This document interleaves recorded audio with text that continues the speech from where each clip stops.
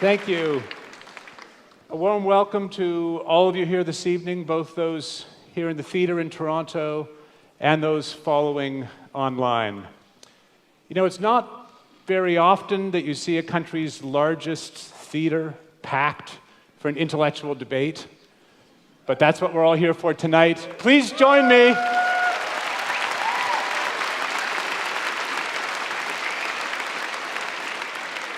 Please join me in welcoming to the stage Dr. Slavoj Zizek and Dr. Jordan Peterson.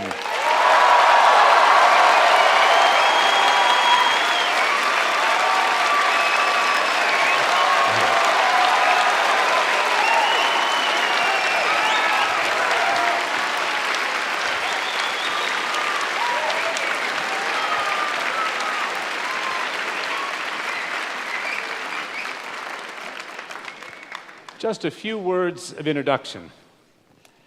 There can be few things, I think, now more urgent and necessary in an age of reactionary partisan allegiance and degraded civil discourse than real thinking about hard questions.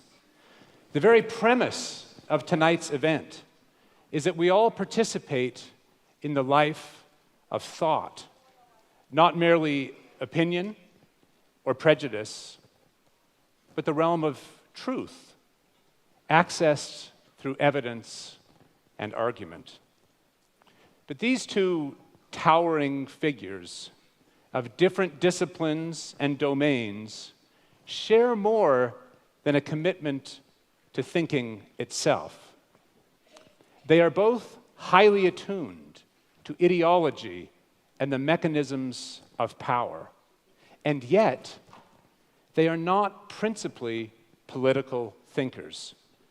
They are both concerned with more fundamental matters: meaning, truth, freedom. So it seems to me likely we will see tonight not only deep differences, but also surprising agreement on deep questions. Dr. Slavoj Zizek is a philosopher. He has not one, but two doctoral degrees, one in philosophy,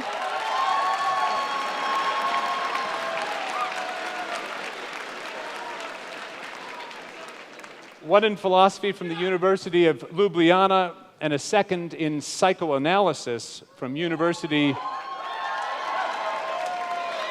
Let's hear it for psychoanalysis. From the University of Paris 8. He is now a professor at the Institute of Sociology and Philosophy at the University of Ljubljana and the director of the Birkbeck Institute for the Humanities at the University of London. He has published more than 36 books, many on the most seminal philosophers of the 19th and 20th centuries. He is a dazzling theorist with extraordinary range. A global figure for decades, he turns again and again with dialectical power to radical questions of emancipation, subjectivity, and art.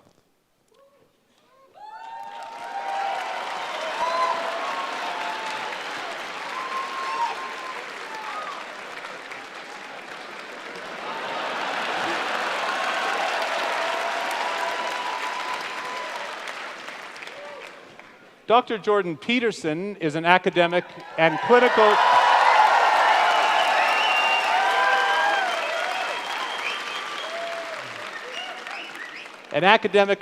psychologist. His doctorate was awarded by McGill University, and he was subsequently...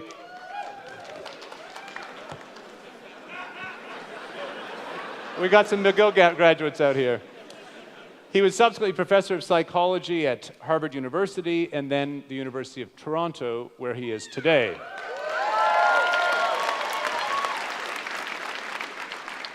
The author of 2 books and well over 100 academic articles, Dr. Peterson's intellectual roots likewise lie in the 19th and early 20th centuries, where his reading of Nietzsche, Dostoevsky, and above all, Carl Jung, inform his interpretation of ancient myths, of 20th century totalitarianism, and especially his endeavor to counter contemporary nihilism. His 12 Rules for Life is a global bestseller, and his lectures and podcasts are followed by millions around the world.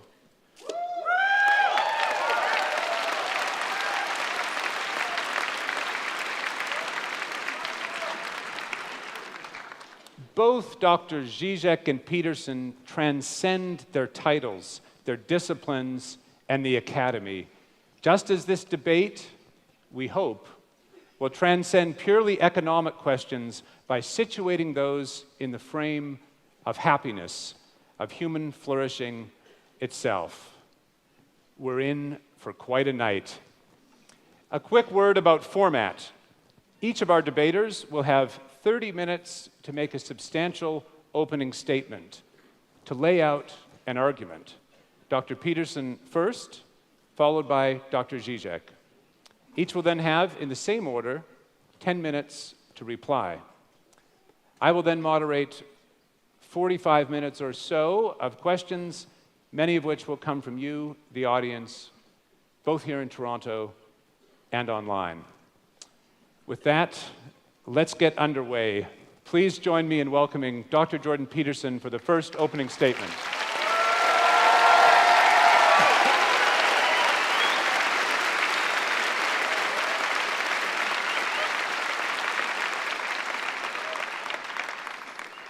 Well, thank you for that insanely enthusiastic welcome for the entire event and also for being here. I have to tell you first that this event, and I suppose my life in some sense, hit a new milestone that I was just made aware of by a stagehand today backstage, who informed me that last week the tickets for this event were being scalped online at a higher price than the tickets for the Leafs playoff games.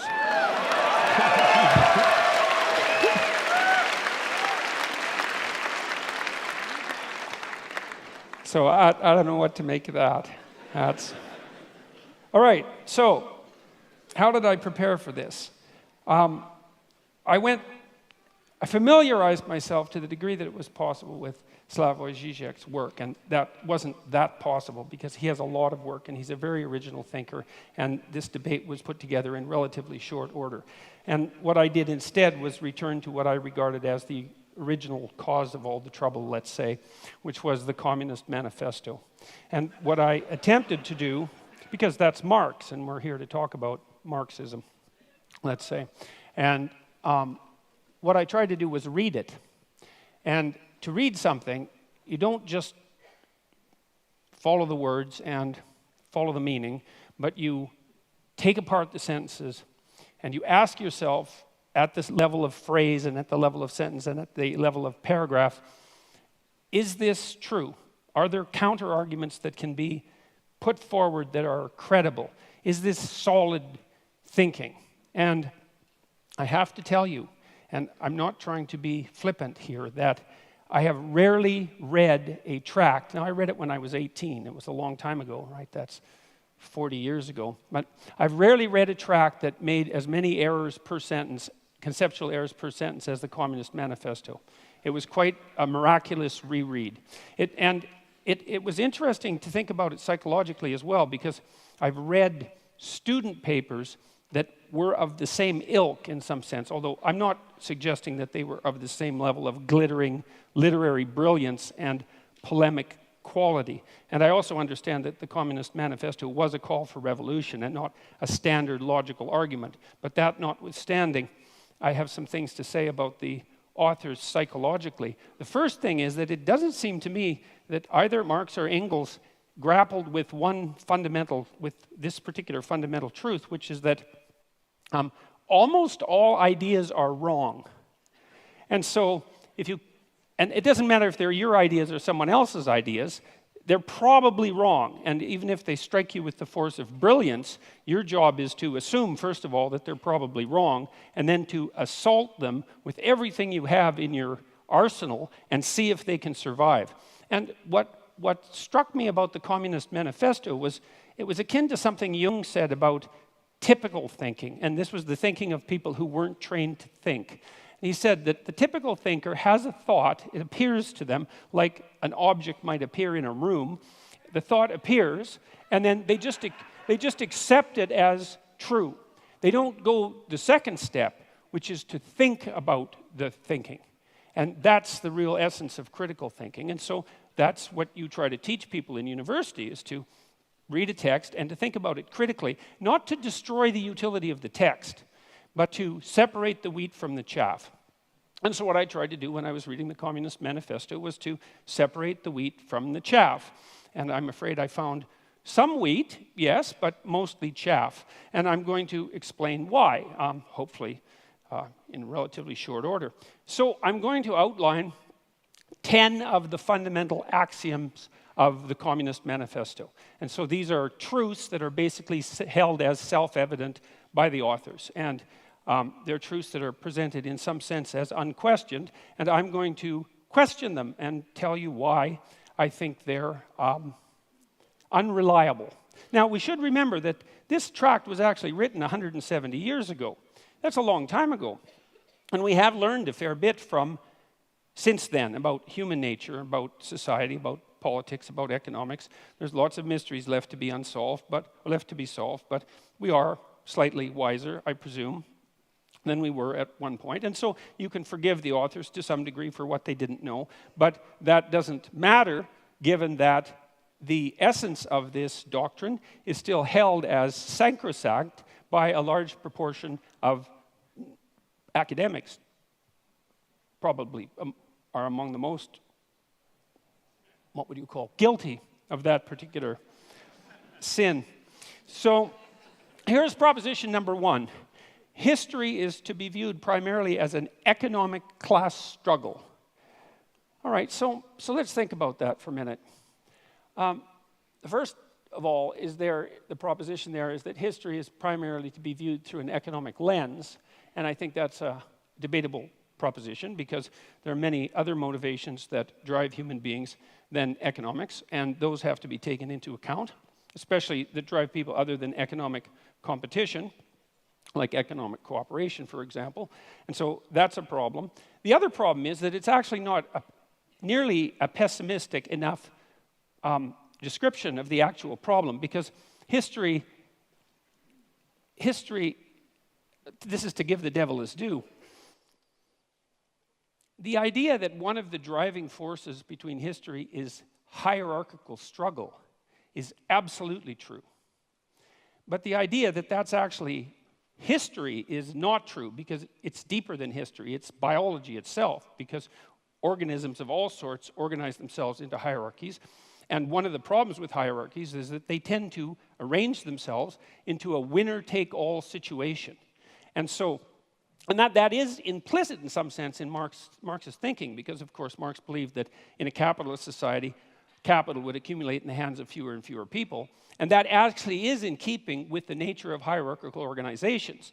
Now, the problem with that isn't so much the fact of there's accuracy in the accusation that is a eternal form of motivation for struggle, but it's an underestimation of the seriousness of the problem because it attributes it to the structure of human societies rather than the deeper reality of the existence of hierarchical structures per se, which, as they also characterize the animal kingdom to a large degree, are clearly not only human constructions. And the idea that there's hierarchical competition among human beings, there's evidence for that goes back at least to the Paleolithic times.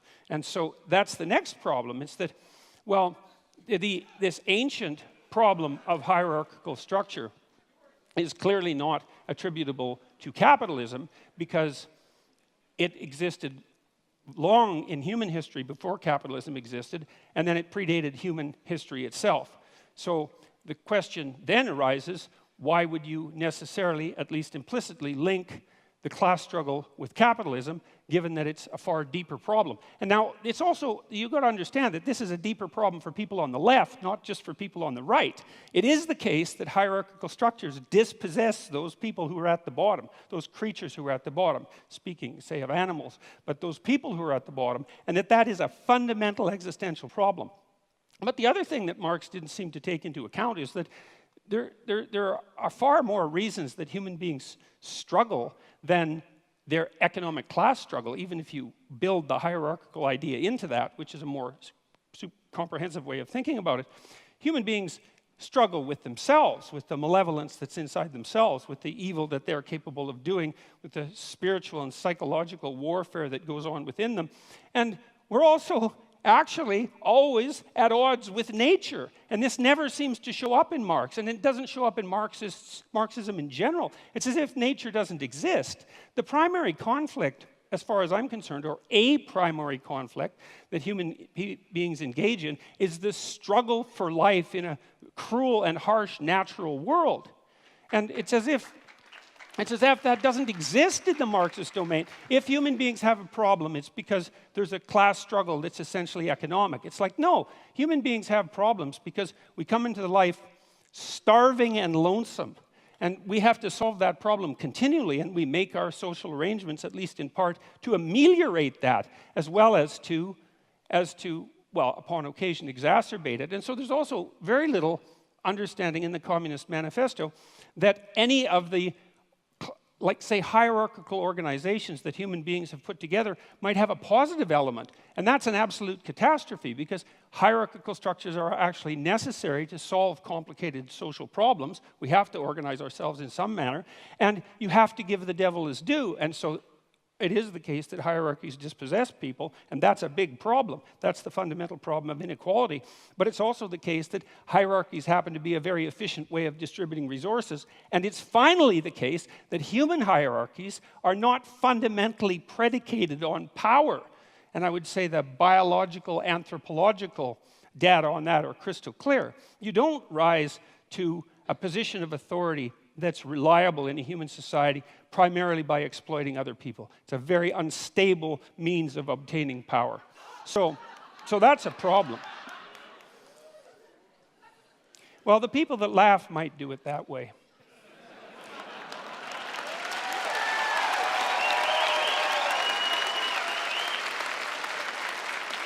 Okay, now another problem that comes up right away is that Marx also assumes that you can think about history as a binary class struggle with clear divisions between, say, the proletariat and the bourgeoisie.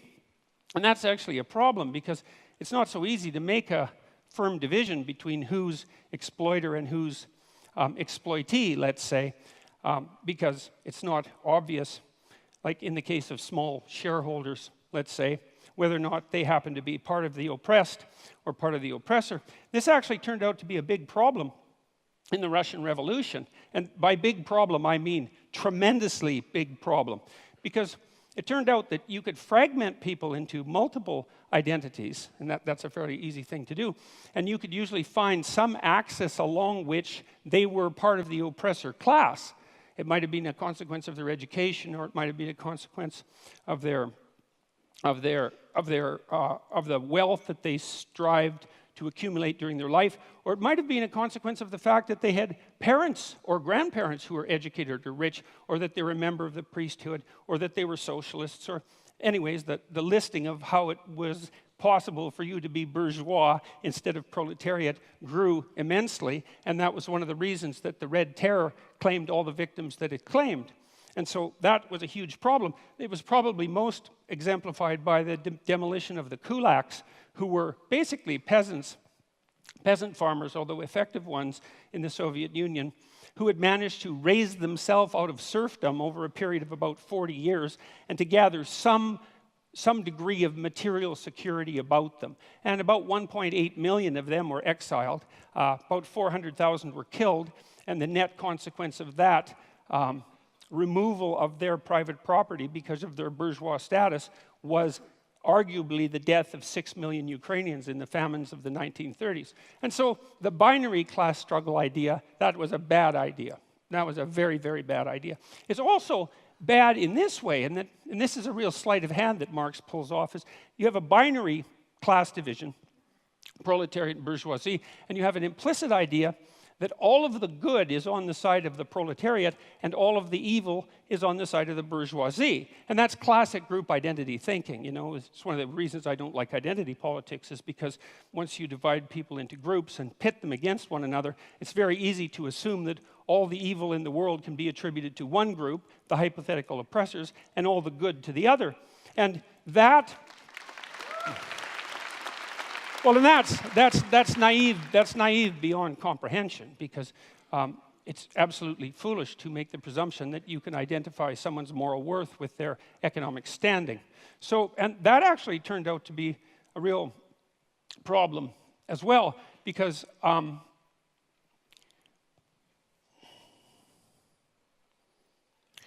Marx also came up with this idea, which is a crazy idea as far as I can tell, of the, that's a technical term, crazy idea, of the dictatorship of the proletariat. And that's the next idea that I really stumbled across. It was like, okay, so what's the problem? Well, the problem is the capitalists own everything. They own all the means of production. And they're oppressing everyone. And that would be all the workers. And there's going to be a race to the bottom of wages for the workers as the capitalists strive to extract more and more value from the labor of the proletariat by competing with other capitalists to drive wages downward, which, by the way, didn't happen, partly because wage earners can become scarce, and that actually drives the market value upward. But the fact that you assume a priori that all the evil can be attributed to the capitalists and all the good, the bourgeoisie, and all the good could be attributed to the proletariat meant that you could hypothesized that a dictatorship of the proletariat could come about, and that was the first stage in the communist revolution. And remember, this is a call for revolution, and not just revolution, but bloody, violent revolution, and the overthrowing of all existent social structures.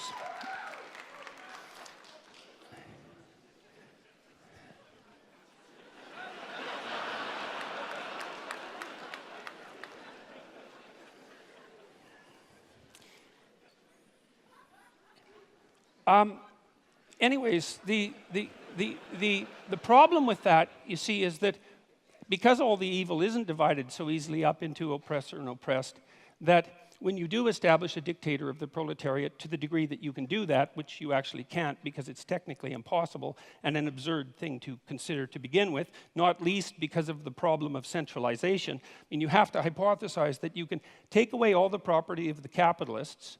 You can replace the capitalist class with a minority of proletariats. How they're going to be chosen isn't exactly clear in the Communist Manifesto. But none of the people who are from the proletariat class are going to be corrupted by that sudden access to power because they're, well, by definition, good. So then you have the good people who are running the world, and you also have them centralized so that they can make decisions that are insanely complicated to make, in fact, impossibly complicated to make.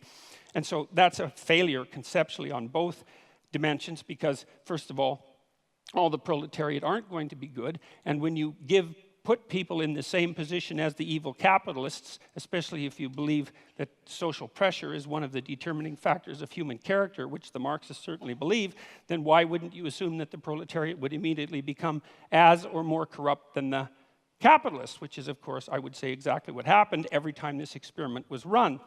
And then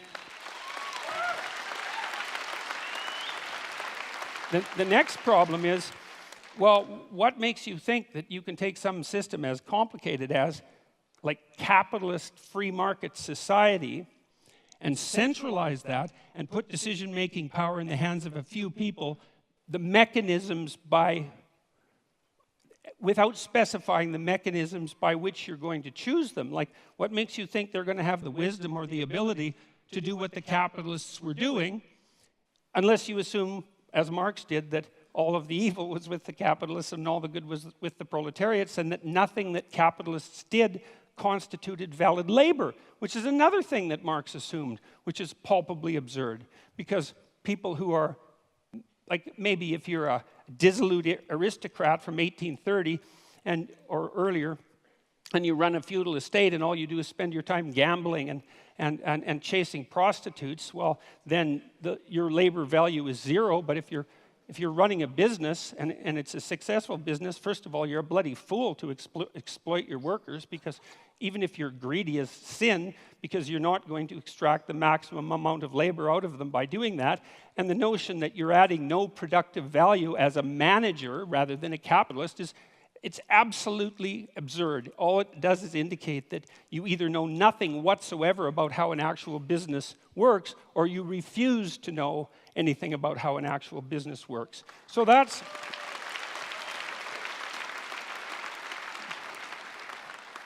also a big problem. So then the next problem is the criticism of profit. It's like, well, what's wrong with profit exactly? What's the problem with profit? Well, the idea from the Marxist perspective was that profit was theft. But profit, well, can be theft, because crooked people can run companies, and so sometimes profit is theft, but that certainly doesn't mean that it's always theft. What it means, in part at least, if the capitalist is adding value to the corporation, then there's some utility and some fairness in him or her extracting the value of their abstract labor, their thought, their abstract abilities, their ability to manage the company, and to engage in proper competition and product development and efficiency and the proper treatment of the workers and all of that. And then if they can create a profit, well, then they have a little bit of security for times that aren't so good, and that seems absolutely bloody necessary as far as I'm concerned. And then the next thing is, well, how can you grow if you don't have a profit? And if you have an enterprise that's valuable and worthwhile, and some enterprises are valuable and worthwhile, then it seems to me that a little bit of profit to help you grow seems to be the right approach. And then the other issue with profit, and you know this if you've ever run a business, is it's a really useful constraint. Like, it's not enough to have a good idea. It's not enough to have a good idea and a sales and marketing plan, and then to implement that. And all of that, that's bloody difficult. Like, it's not easy to have a good idea. And it's not easy to come up with a good sales and marketing plan. And it's not easy to find customers and satisfy them. And so if you allow profit to constitute a limitation on what it is that you might reasonably attempt, it provides a good constraint on wasted labor.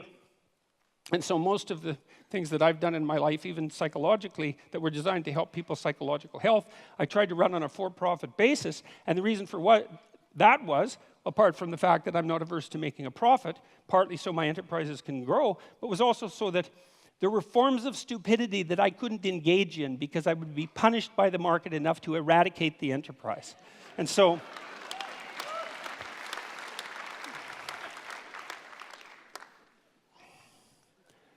okay, and then so the next issue, this is a weird one.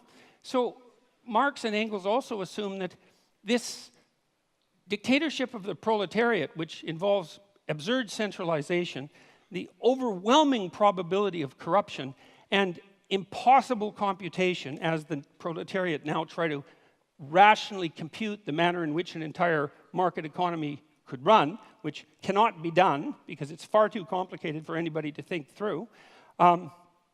The next theory is that somehow the proletariat dictatorship would become magically hyperproductive. And there's actually no theory at all about how that's going to happen. And so I had to infer the theory, and the theory seems to be that once you eradicate the bourgeoisie, because they're evil, and you get rid of their private property, and you eradicate the profit motive, then all of a sudden, magically, the small percentage of the proletariat who now run the society determine how they can make their productive enterprises productive enough so they become hyperproductive. Now, and they need to become hyperproductive for the last error to be logically coherent in relationship to the Marxist theory, which is that at some point the proletariat, the dictatorship of the proletariat, will become so hyperproductive that there'll be enough material goods for everyone across all dimensions. And when that happens, then what people will do is spontaneously engage in meaningful creative labor, which is what they had been alienated from in the capitalist horror show, and the utopia will be magically ushered in. But there's no indication about how that hyperproductivity is going to come about. And there's also no understanding that, well, that isn't the utopia that is going to suit everyone, because there are great differences between people. And some people are going to find what they want in love, and some are going to find it in social being, and some are going to find it in conflict and competition, and some are going to find it in creativity, as Marx pointed out. But the notion that will necessarily be the end goal for the utopian state is preposterous. And then there's the Dostoevskian observation too, which is one not to be taken lightly, which is, well, what sort of shallow conception of people do you have that makes you think that if you gave people enough bread and cake, in the Dostoevskian terms, and nothing to do with except to busy themselves with the continuity of the species, that they would all of a sudden become peaceful and heavenly. Dostoevsky's idea was that, we were built for trouble. And if we were ever handed everything we needed on a silver platter, the first thing we would do is engage in some form of creative destruction, just so something unexpected could happen, just so we could have the adventure of our lives. And I think there's something to be said for that.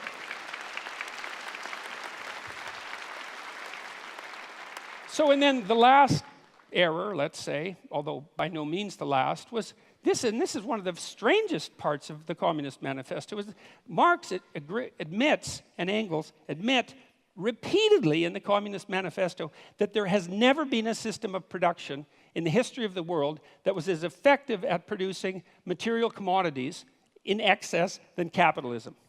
Like that's extensively documented in the Communist Manifesto. And so if your proposition is, look, we got to get as much material security for everyone as possible, as fast as we can, and capitalism already seems to be doing that at a rate that's unparalleled in human history, wouldn't the logical thing be just to let the damn system play itself out? I mean, unless you're assuming that the evil capitalists are just going to take all of the flat screen televisions and put them in one big room and not let anyone else have one. The logical assumption is that, well, you're already on a road that's supposed to produce the proper material productivity. And so, well, that's 10 reasons, as far as I can tell. And so what I saw in that the Communist Manifesto is like seriously flawed in virtually every way it could possibly be flawed, and also all in evidence that Marx was the kind of narcissistic thinker who could think. He was a very intelligent person, and so was Engels. But what he thought when he thought was that what he thought was correct. And he never went the second stage, which is, well, wait a second. How could all of this go terribly wrong? And if you're a thinker, especially a sociological thinker, especially a thinker on the broad scale, a social scientist, for example, one of your moral obligations is to think, you might be wrong about one of your fundamental axioms, or 2 or 3 or 10, and as a consequence, you have the moral obligation to walk through the damn system and think, well, what if I'm completely wrong here and things invert and go exactly the wrong way? And I just can't understand how anybody could come up with an idea like the dictatorship of the proletariat, especially after advocating its implementation with violent means, which is a direct part of the Communist Manifesto, and actually think, if they were thinking, if they knew anything about human beings and the proclivity for malevolence that's part and parcel of the individual human being, that could do anything but lead to a special form of hell, which is precisely what did happen. And so I'm going to close, because I have 3 minutes, with a bit of evidence as well that Marx also thought that what would happen inevitably as a consequence of capitalism is the rich would get richer and the poor would get poorer. So there would be inequality. The first thing I'd like to say is we do not know how to set up a human system of economics without inequality. No one has ever managed it, including the communists. And the form of inequality changed, and it's not obvious by any stretch of imagination that the free market economies of the West have more inequality than the less free economies in the rest of the world.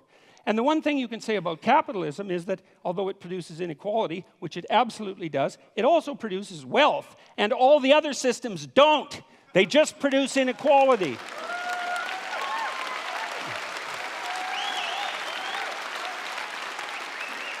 So here's a few stats. Here's a few free market stats, okay?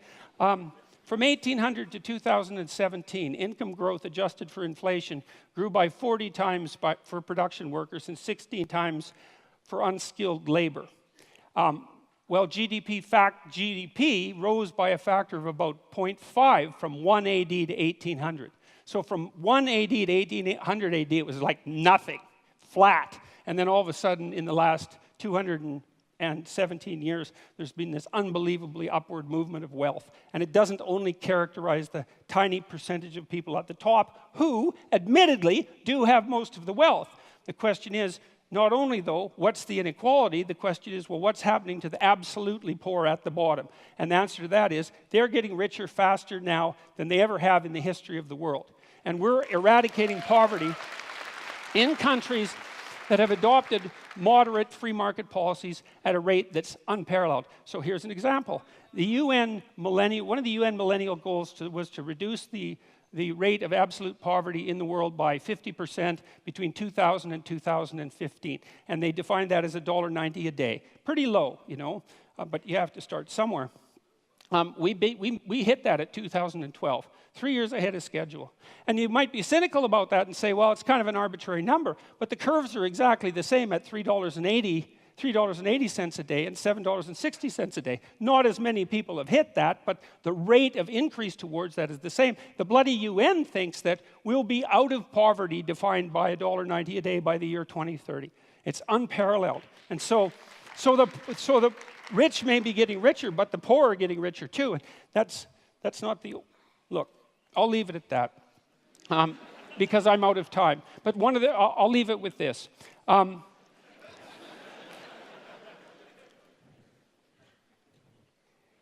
The poor are not getting poorer under capitalism. The poor are getting richer under capitalism by a large margin. And I'll leave you with one statistic, which is that now in Africa, the child mortality rate in Africa now is the same as the child mortality rate was in Europe in 1952.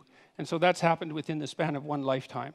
And so if you're for the poor, if you're actually concerned that the poorest people in the world rise above their starvation levels, then all the evidence suggests that the best way to do that is to implement something approximating a free market economy.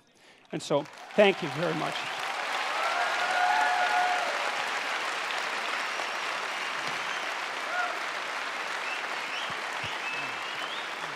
I have a chair, I can sit there. It has helped me a lot, okay. Thank you, Dr. Peterson. Dr. Zizek. Thank you.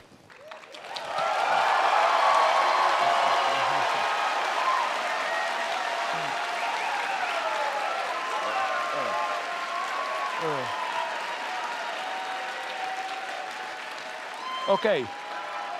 First, a brief introductory remark.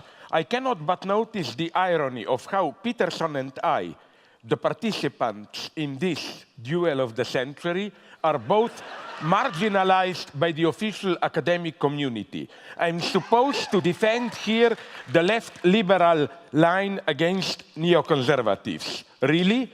Most of the attacks on me are now precisely from left liberals. Just remember the outcry against my critique of LGBT plus ideology. And I'm sure that if the leading figures in this field were to be asked if I am fit to stand for them, they would turn in their graves even if they are still alive.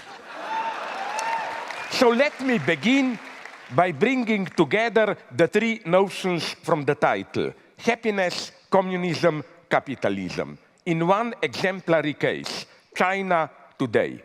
China in the last decades is arguably the greatest economic success story in human history.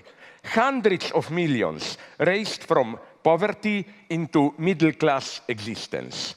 How did China achieve it? The 20th century left was defined by its opposition to the two fundamental tendencies of modernity: the reign of capital with its aggressive market competition, the authoritarian bureaucratic state power. Today's China combines these two features in its extreme form: strong authoritarian state, wild capitalist dynamics. And it's important to note, they do it on behalf of happiness of the majority of people. They don't mention communism to legitimize their rule.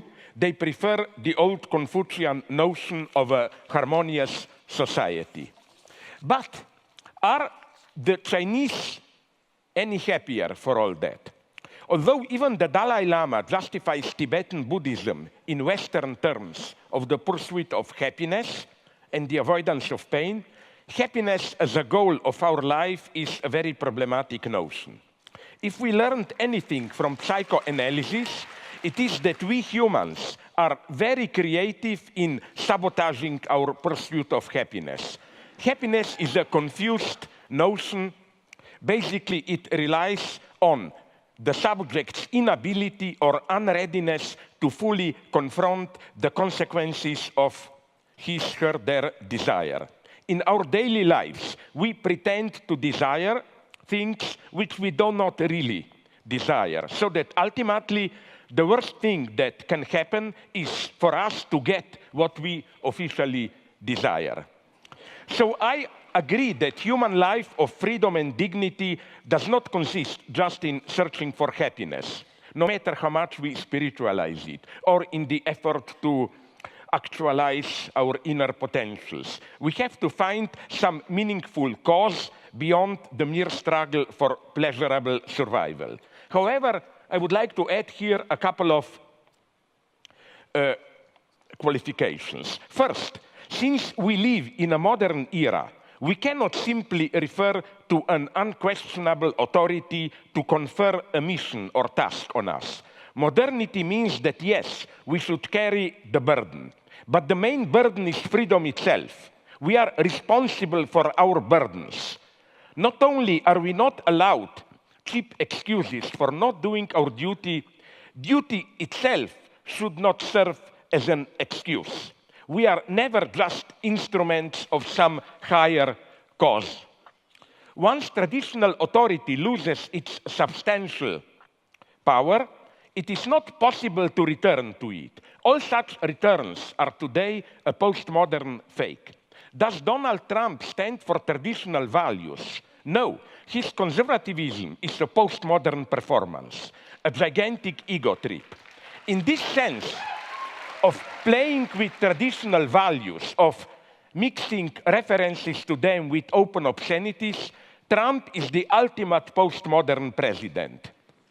If we compare Trump with Bernie Sanders, Trump is a postmodern politician at its purest, while Sanders is rather an old-fashioned moralist. Conservative thinkers claim that the origin of our crisis is the loss of our reliance on some transcendent divinity or higher value. If we are left to ourselves, if everything is historically conditioned and relative, then there is nothing preventing us to indulge in our lowest tendencies. But is this really the lesson to be learned from mob killing, looting, and burning on behalf of religion? It is often claimed that, true or not, religion makes some otherwise bad people do good things.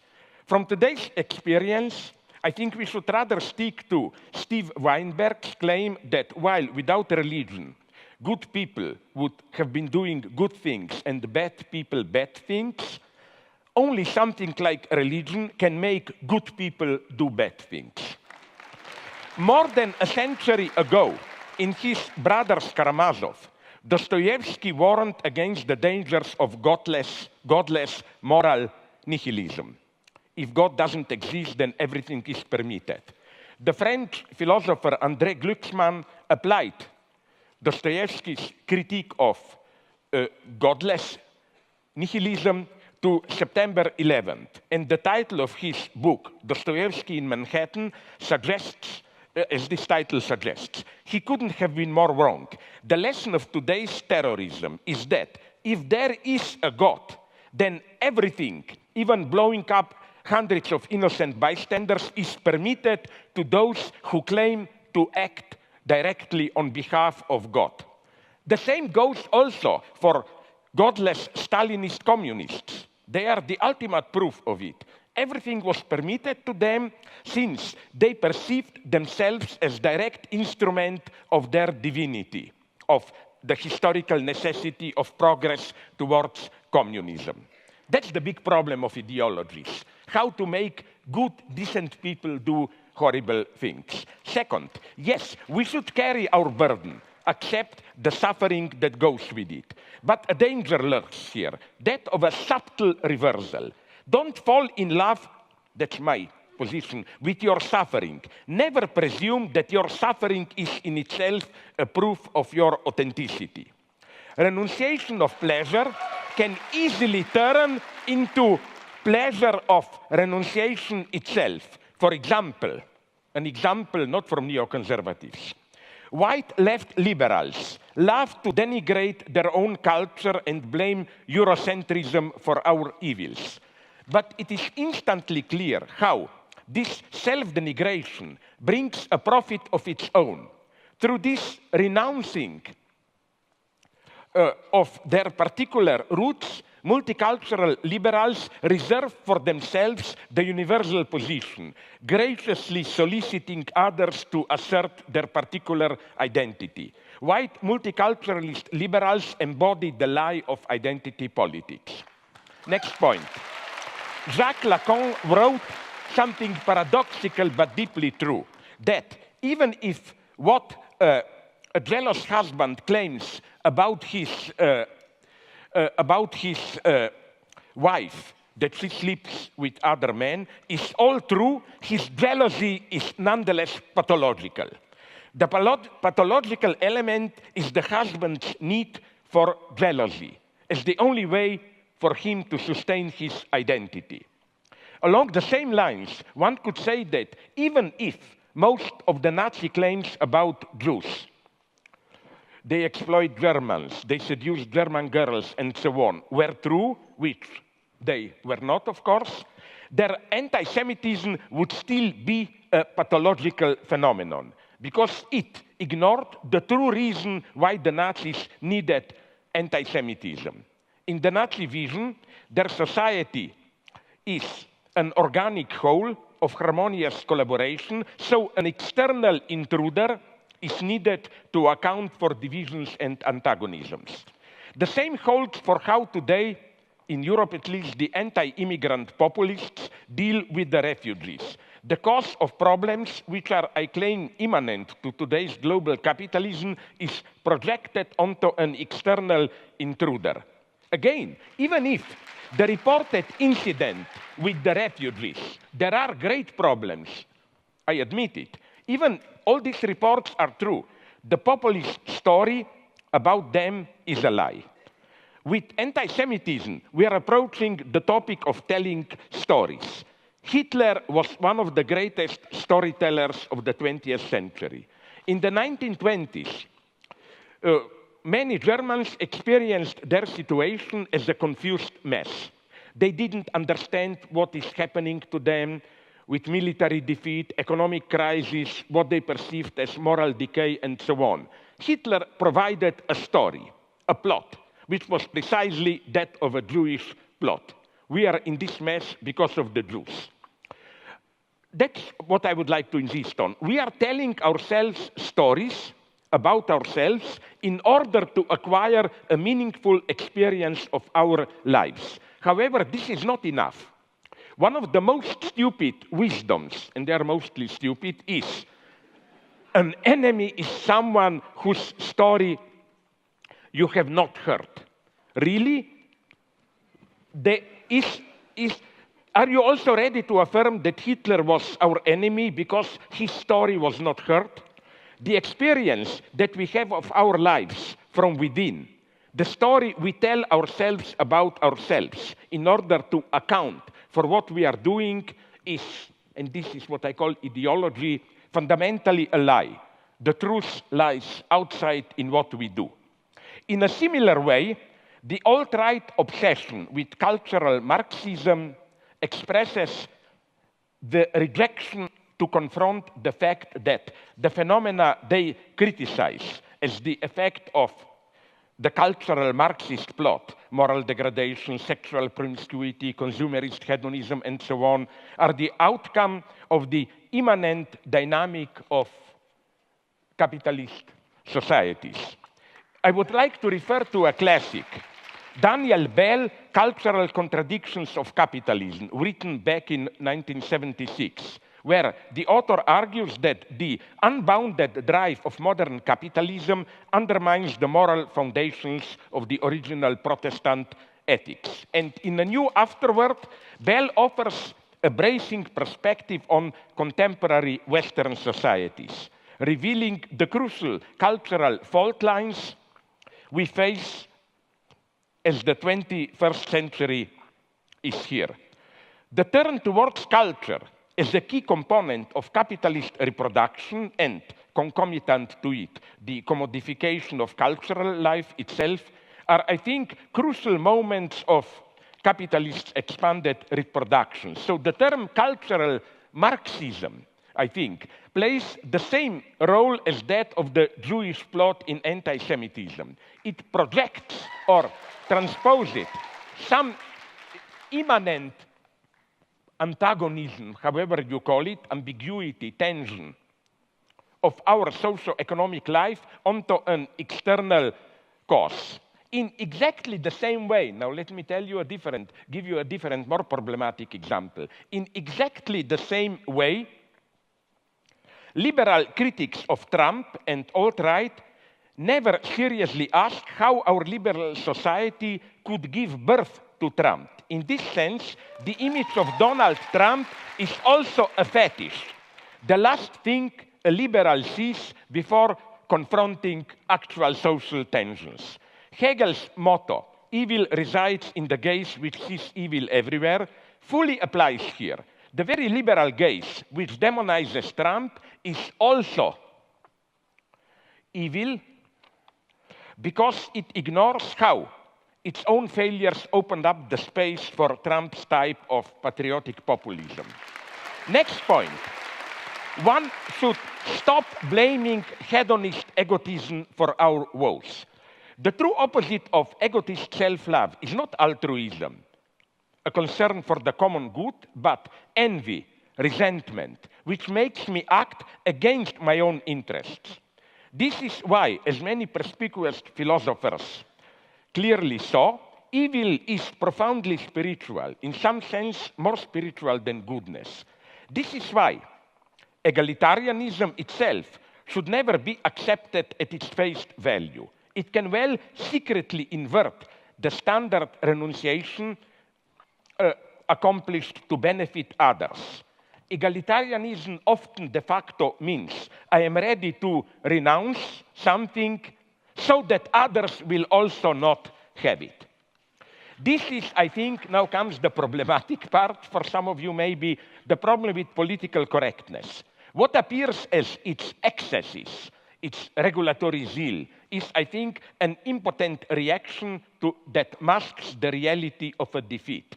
My hero is here a black lady, Tarana Burke, who created the Me Too campaign more than a decade ago. She observed in a recent critical note that in the years since the movement began, it deployed an unwavering obsession with the perpetrators. Me Too is all too often a genuine protest filtered through resentment. Should we then drop egalitarianism? No. Equality can also mean, and that's the equality I advocate, creating the space for as many as possible individuals to develop their different potentials. It is, that's my paradoxical claim, it is today's capitalism that equalizes us too much and causes the loss of many talents. So what about the balance between equality and hierarchy? Did we really move too much in the direction of equality? Is there, in today's United States, really too much equality? I think a simple overview of the situation points in the opposite direction. Far from pushing us too far, the left is gradually losing its ground already for decades. Its trademarks, universal healthcare, free education, and so on, are continuously diminished. Look at Bernie Sanders, and I don't idealize him, program. It is just a version of what half a century ago in Europe was simply the predominant social democracy, and it's today decried as a threat to our freedoms, to the American way of life, and so on and so on. I see no threat to free creativity in this program. On the contrary, I see healthcare and education and so on as enabling me to focus my life on more important creative issues. I see equality, this basic equality of chances, as a space for creating differences, and yes, why not, even different, more appropriate hierarchies. Furthermore, I find it very hard to ground today's inequalities, as they are documented, for example, by Piketty in his book, to ground today's inequalities in different competencies. Competencies for what? In totalitarian states, competencies are determined politically. But market success is also not innocent and neutral as a regulator of the social recognition of competencies. Let me now briefly deal with in a friendly way, I claim, with what became known, sorry for the irony, as the lobster topic. I'm far from a simple social constructionism here. I deeply appreciate evolutionary thought. Of course, we are also natural beings, and our DNA, as we all know, overlaps, I may be wrong, around 98% with that of some monkeys. This means something, but nature, I think we should never forget this, is not a stable hierarchical system, but full of improvisations. It develops like French cuisine. A French guy gave me this idea that the origin of many famous French dishes or drinks is that when they wanted to produce a standard piece of food or drink, something went wrong, but then they realized that this failure can be resold as success. They were making cheese in the usual way, but the cheese got rotten and infected, smelling bad, and they said, oh my God, look, we have our own original French cheese. Or they were making wine in the usual way. Then something went wrong with fermentations, and so they began to produce champagne, and so on and so on. I'm not making just a joke here, because I think that it is exactly like this that, and that's the lesson of psychoanalysis, that our sexuality works. Sexual instincts are, of course, biologically determined. But look what we humans made out of them. They are not limited to the mating season. They can develop into a permanent obsession, sustained by obstacles that demand to be overcome. In short, into a properly metaphysical passion that perturbs the biological rhythm, with twists like endlessly prolonging satisfaction in courtly love, engaging in different perversions, and so on and so on.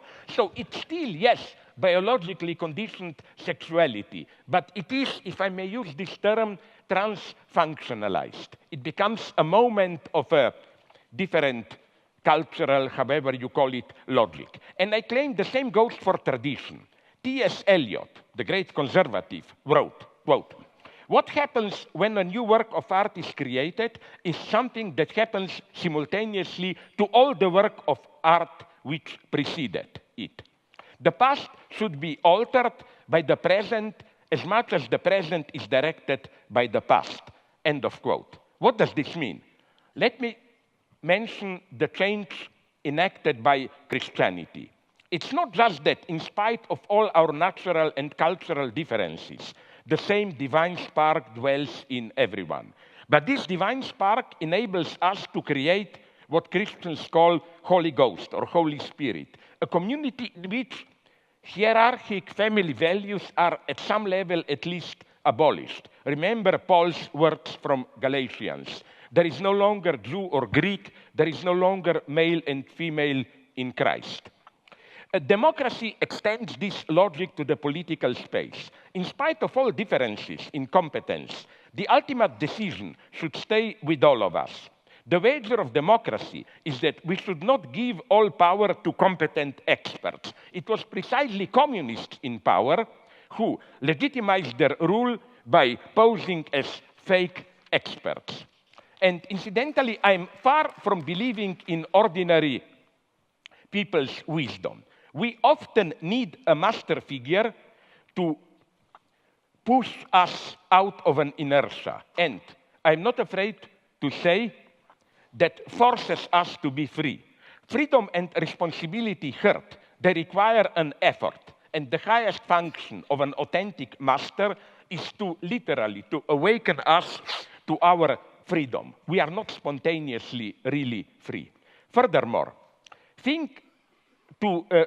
I think that social power and authority cannot be directly grounded in competence. In our human universe, power, in the sense of exerting authority, is something much more mysterious, even irrational.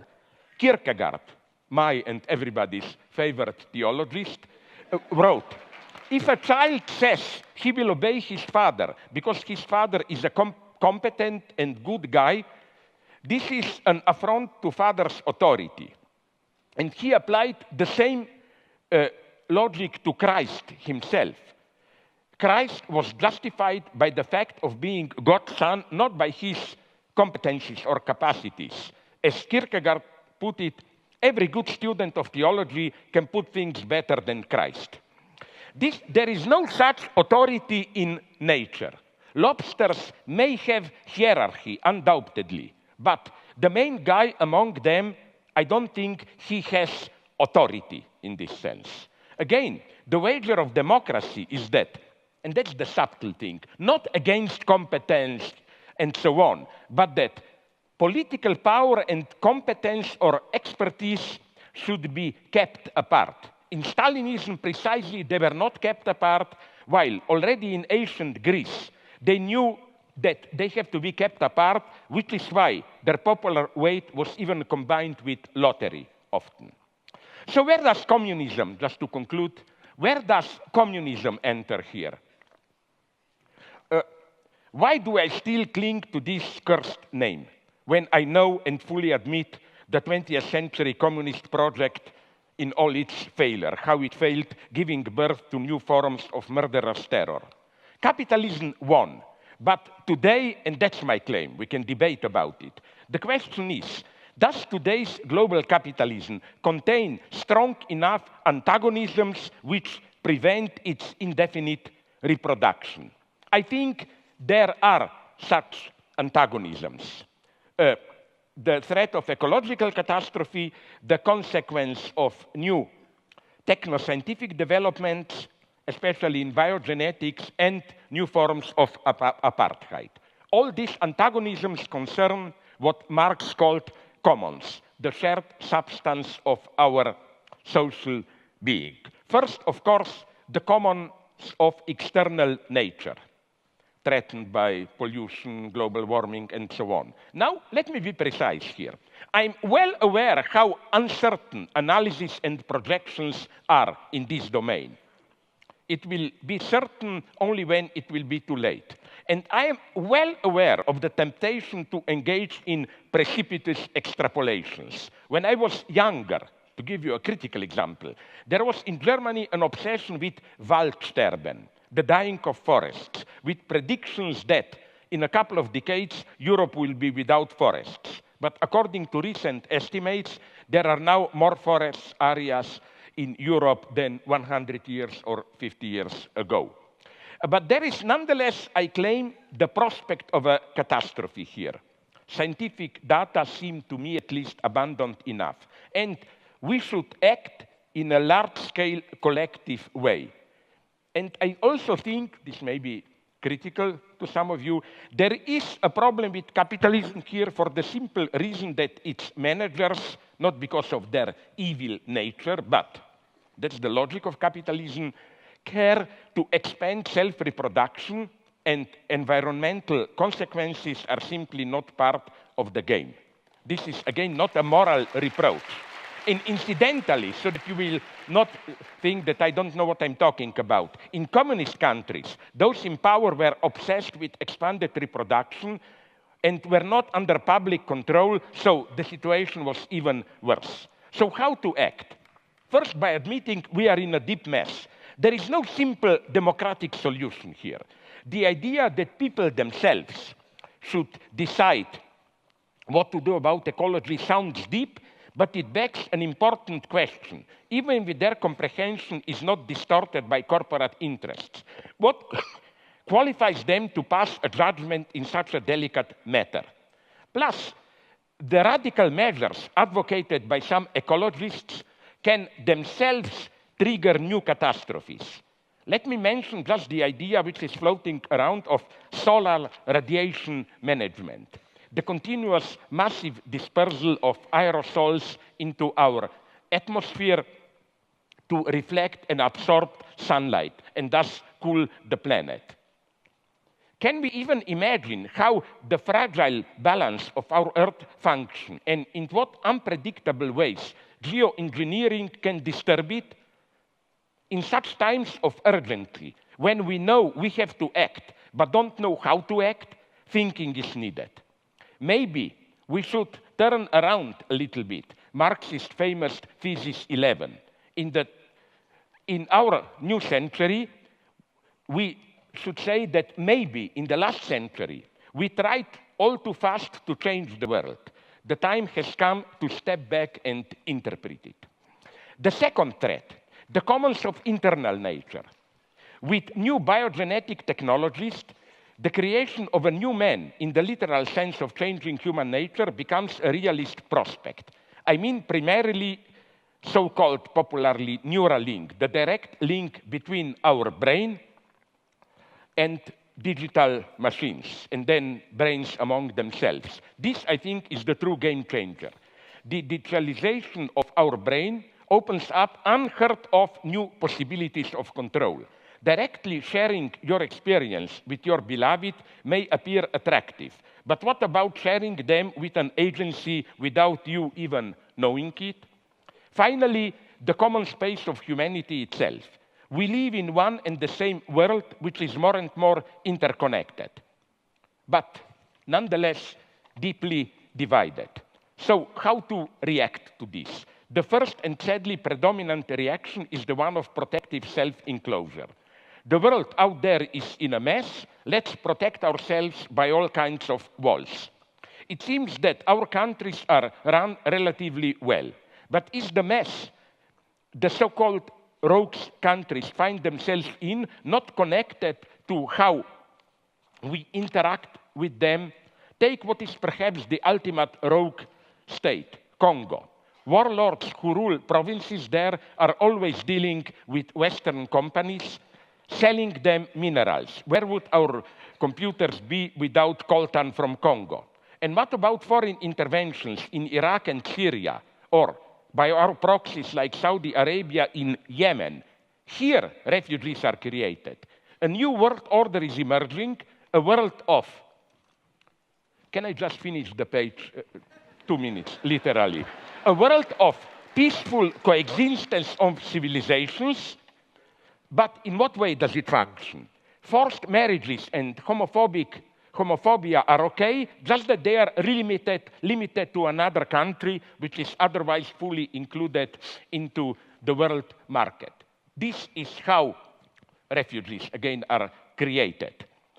The second reaction is global capitalism with the human face.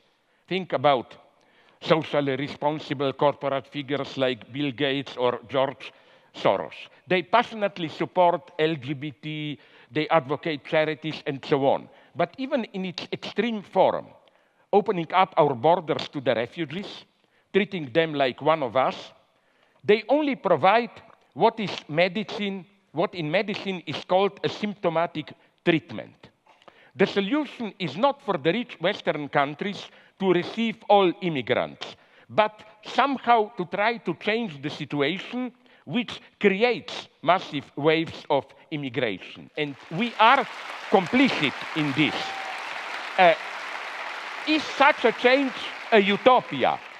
No, the true utopia is that we can survive without such a change. So here I think, I know it's provocative to call this a plea for communism. I do it a little bit to provoke things.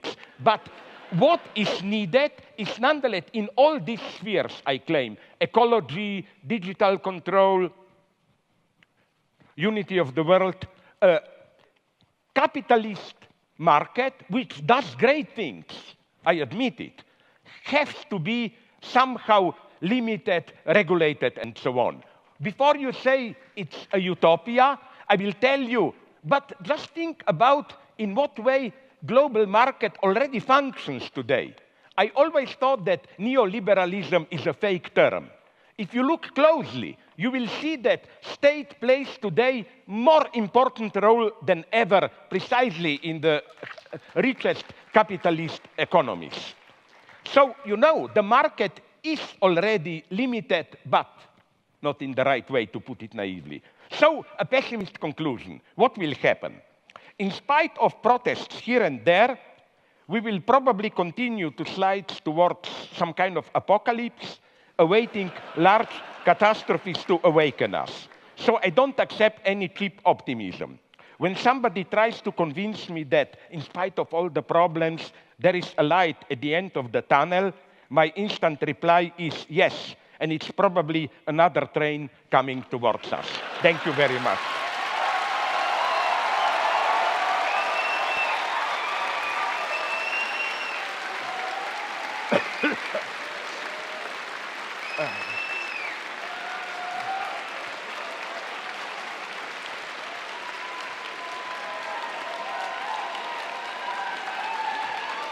Please don't do this, because I really think that's why I hope you, Jordan, agree with it, that's why we are here engaged in this debate. Don't take it as a cheap competition. It may be that, but we are, as you said in your introduction, desperately trying to confront serious problems. I mean, for example, when I mentioned China, I didn't mean to celebrate it. That worries me terribly. My God, is this our future? No. Sorry for this. Sorry, please. Discount, take away this from my 10 minutes. No problem. No problem. No problem. Dr. Peterson, 10 minutes to you to reply.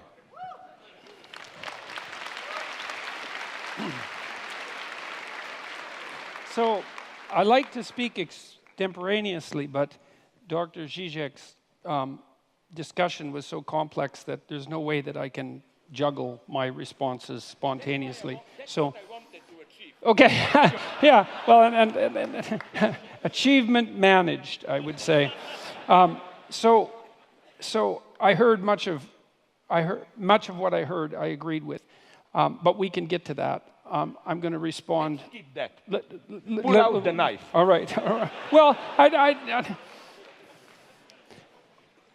I heard a criticism of capitalism, but no real support of Marxism.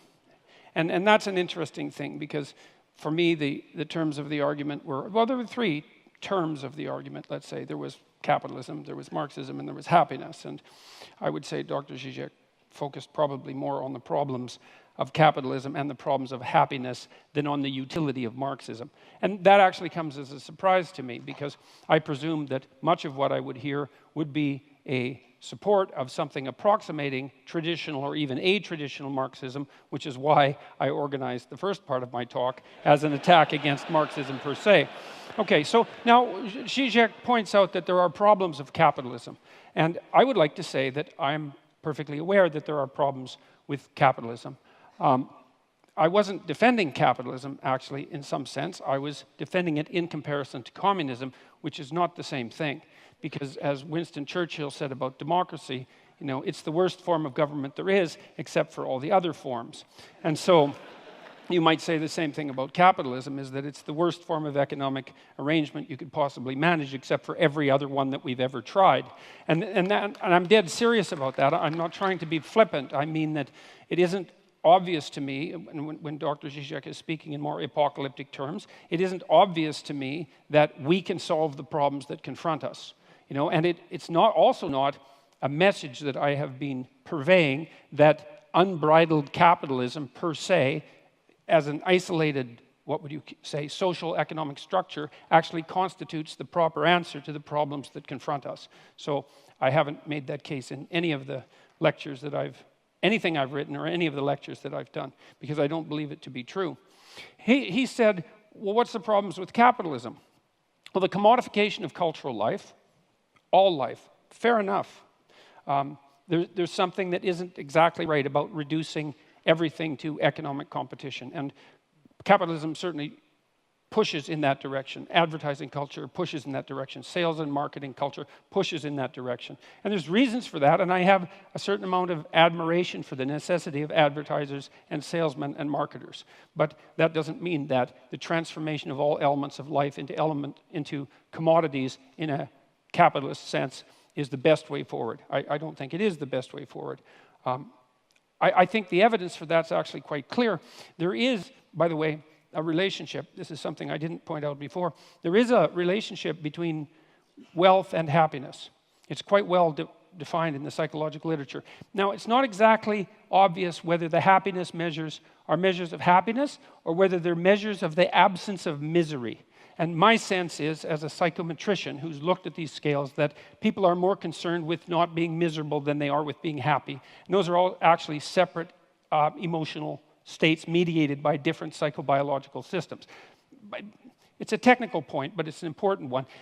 There is a relationship between absolute level of income and self-reported lack of misery or happiness. And it's pretty linear until you hit, I would say, something approximating decent working class income. And so what seems to happen is that wealth makes you happy as long as it keeps the bill collectors at bay. Like once you've got to the point where the misery is staved off as much as it can be by the fact that you're not in absolutely economically dire straits, then adding more money to your life has no relationship whatsoever to your well-being. And so it's clear that past a certain minimal point, additional material provision is not sufficient to, let's say, redeem us individually or socially. And it's certainly the case that the radical wealth production that characterizes capitalism might produce a fatal threat to the structure of our social systems and our broader ecosystems. Who knows? I'm not absolutely convinced of that for a variety of reasons. I mean, Zizek pointed out, for example, that there are more forests in Europe now than there were 100 years ago. There's actually more forests in the entire northern hemisphere than there were 100 years ago. And the news on the ecological front is not as dismal as the people who put out the most dismal news would have you think. And there is some possibility. That doesn't mean that there aren't elements of it that are dismal. You know, what we've done to the oceans is definitely something catastrophic, and we definitely have our problems. But it is possible that human ingenuity might solve that. What else? There are inequalities generated by capitalism, a proclivity towards a shallow materialism, the probability of corruption. The thing about that for me is those are catastrophes that are part of the struggle for human existence itself and not something to be laid at the feet of any given socio-political system, especially one that seems to be producing a fair modicum of wealth for the poorest section of the population and raising people up to the point where, you know, their lives aren't an unending day-to-day struggle for mere survival. And there's some evidence, for example, that if you can get GDP up to about $5,000 per person per year, oh, that's GDP, that people start to become concerned about environmental degradation and start to take actions to prevent it.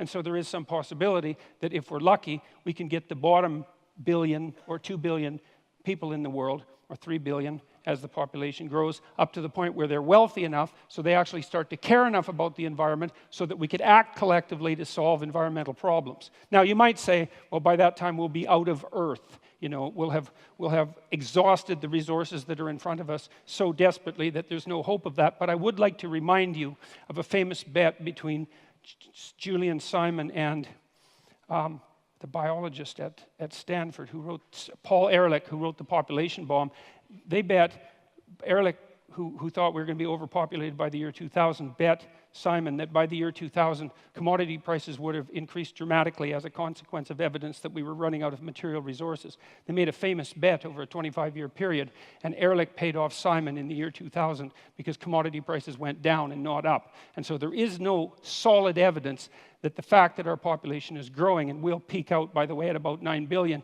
there's no solid indication that the consequence of that is that we are, in fact, running out of necessary material resources. And so it's a danger, but it's not a danger that's proven.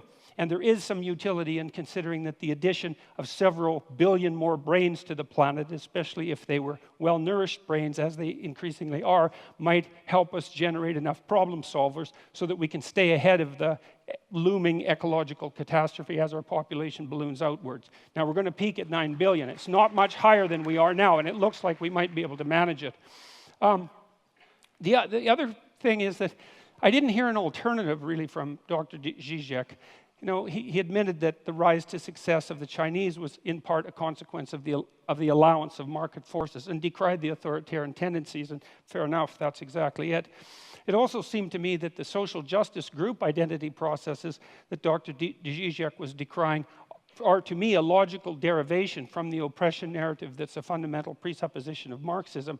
So there, I never heard a defense of Marxism in that part of his argument as well. And so for me, again, it's to ask, what's the alternative?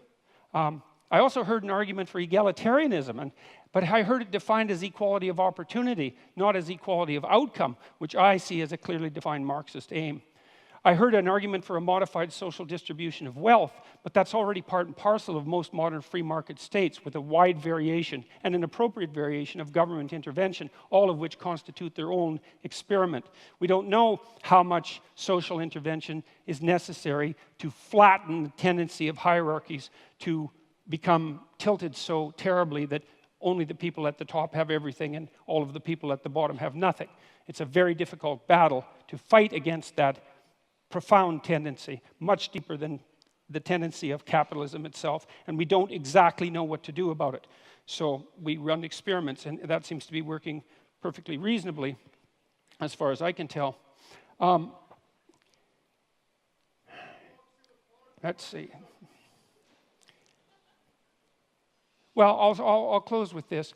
Capitalism in the free market, well, that's the worst form of social organization possible, as I said, except for all the others. There is a positive relationship between economics measured by income and happiness, or psychological well-being, which might be the absence of misery. I certainly do not believe, and the evidence does not suggest, that material security is sufficient. I do believe, however, that insofar as there is a relationship between happiness and material security, that the free market system has demonstrated itself as the most efficient manner to achieve that, and that was actually the terms of the argument. So thus, if it's capitalism versus Marxism with regards to human happiness, it's still the case that the free market constitutes the clear winner. And maybe capitalism will not solve our problems. I actually don't believe that it will. I've in fact argued that the proper pathway forward is one of individual moral responsibility aimed at the highest good. It's something for me that's rooted in our underlying Judeo-Christian tradition that insists that each person is is sovereign in their own right and a locus of ultimate value, which is something that you can accept regardless of your religious presuppositions, and something that you do accept if you participate in a society such as ours. Even the fact that you vote, that you're charged with that responsibility, is an indication that our society is structured such that we presume that each person is a locus of responsibility and decision-making, of such import that the very stability of the state depends upon the integrity of their the integrity of their character. And so what I've been suggesting to people is that they adopt as much responsibility as they possibly can in keeping with that, in keeping with their aim at the highest possible good, which to me is something approximating a balance between what's good for you as an individual and what's good for your family, in keeping with what's good for you as an individual, and then what's good for society in the larger frame, such that it's also good for you and your family. And that's a form of an elaborated, iterated game, a form of elaborated cooperation. It's a sophisticated way of looking at the ways society could possibly be organized. And I happen to believe that that has to happen at the individual level first, and that's the pathway forward that I see. And so that's my 10-minute commentary. Yeah, I go up again. Yeah. Thank you, guys.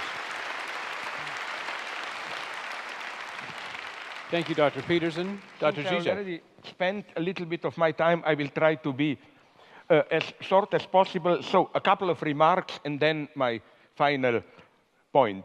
Why I think this self-limitation of capitalism is needed. First, about happiness. Just a couple of remarks. Jordan, I want to ask you, but isn't it, am I dreaming? I think I'm not. I remember a couple of years ago, it was reported all around the world, some kind of investigation, percentage of people interviewed in different countries, do they feel happy with their life? And the shock was that some Scandinavian countries, which we considered social democratic paradise, were very low, while Bangladesh, I think, was close to the top. Now, I know this logic has a limit. I don't buy the bullshit of poor people are happy in their world there and so on. But you know, my argument here is not against you. My argument here is problematizing happiness even more. Look, this may interest you. I was years ago in I think, Lithuania, and we debated, I report on this in one of my books, when were people in some perverted sense, and this is the critique of the category of happiness for me, happy. And we came to the crazy result. After the Soviet intervention, Czechoslovakia in 1970s and 80s. Why? For happiness, first, you should not have too much democracy, because this brings the burden of responsibility. Happiness means there is another guy out there, you can put all the blame on him. And as the joke went in Czechoslovakia, if there is bad weather, a storm, oh, this communist screwed it up again. That's one condition of happiness. The other condition, much more subtle one, is, and this was done in Czechoslovakia, those dark times after Soviet. The life was relatively, moderately good, but not perfect. Like, there was meat all the time. Maybe once a month there was not meat in the stores. It was very good to remind you how happy you are the other time. Another thing, they had a paradise which should be at a proper distance. West Germany, affluence. It was not too far, but not directly accessible.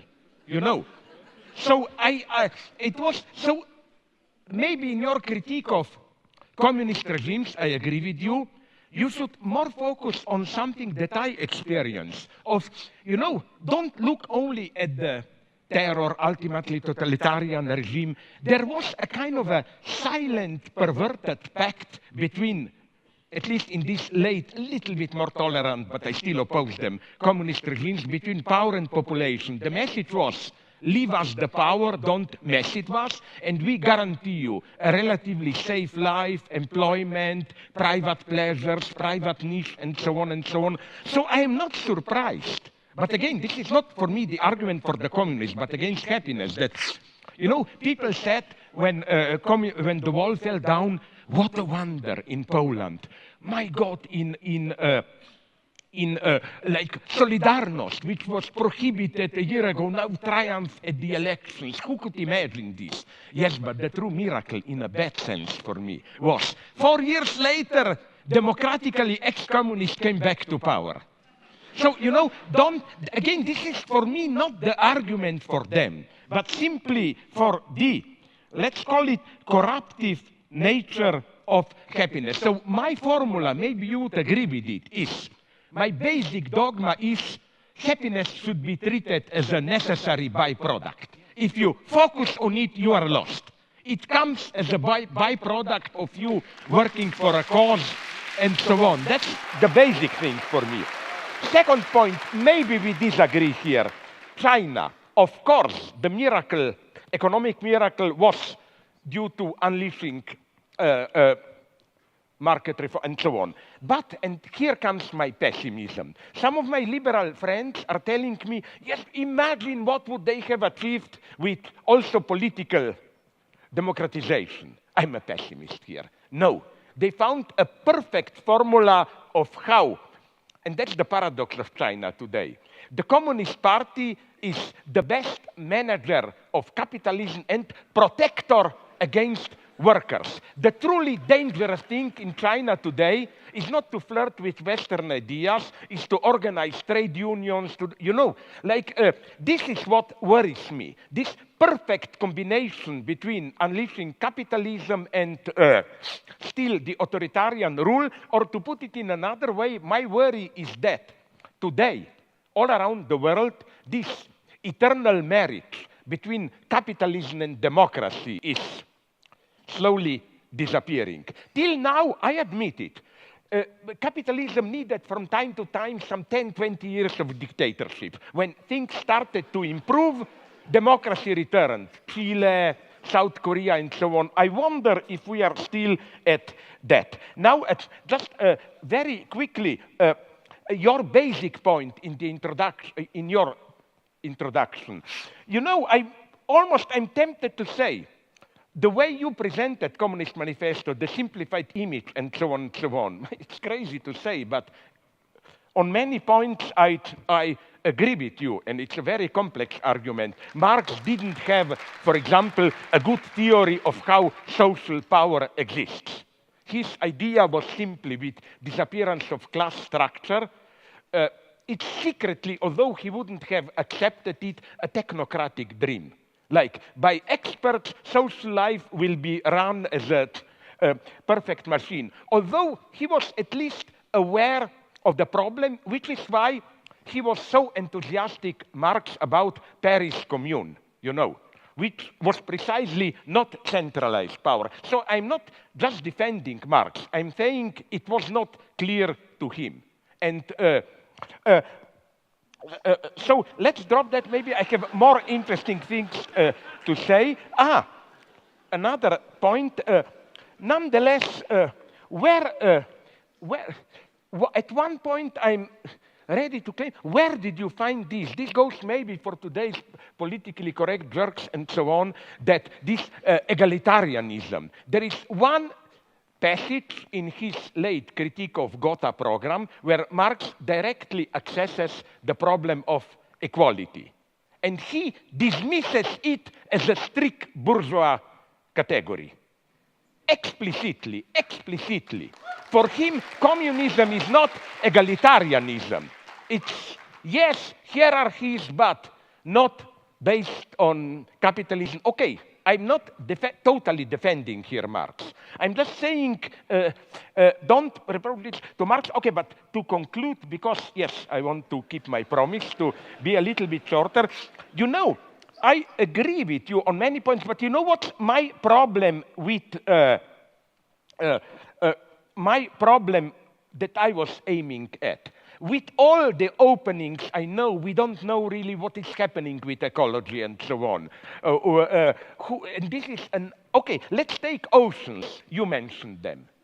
But isn't it, for me, correct me if I'm wrong, and I don't mean this rhetorically, maybe I'm really wrong, but the problem of oceans, the only way for me is some kind of cooperated international action and so on. You cannot simply leave it to the market. That's what I'm saying.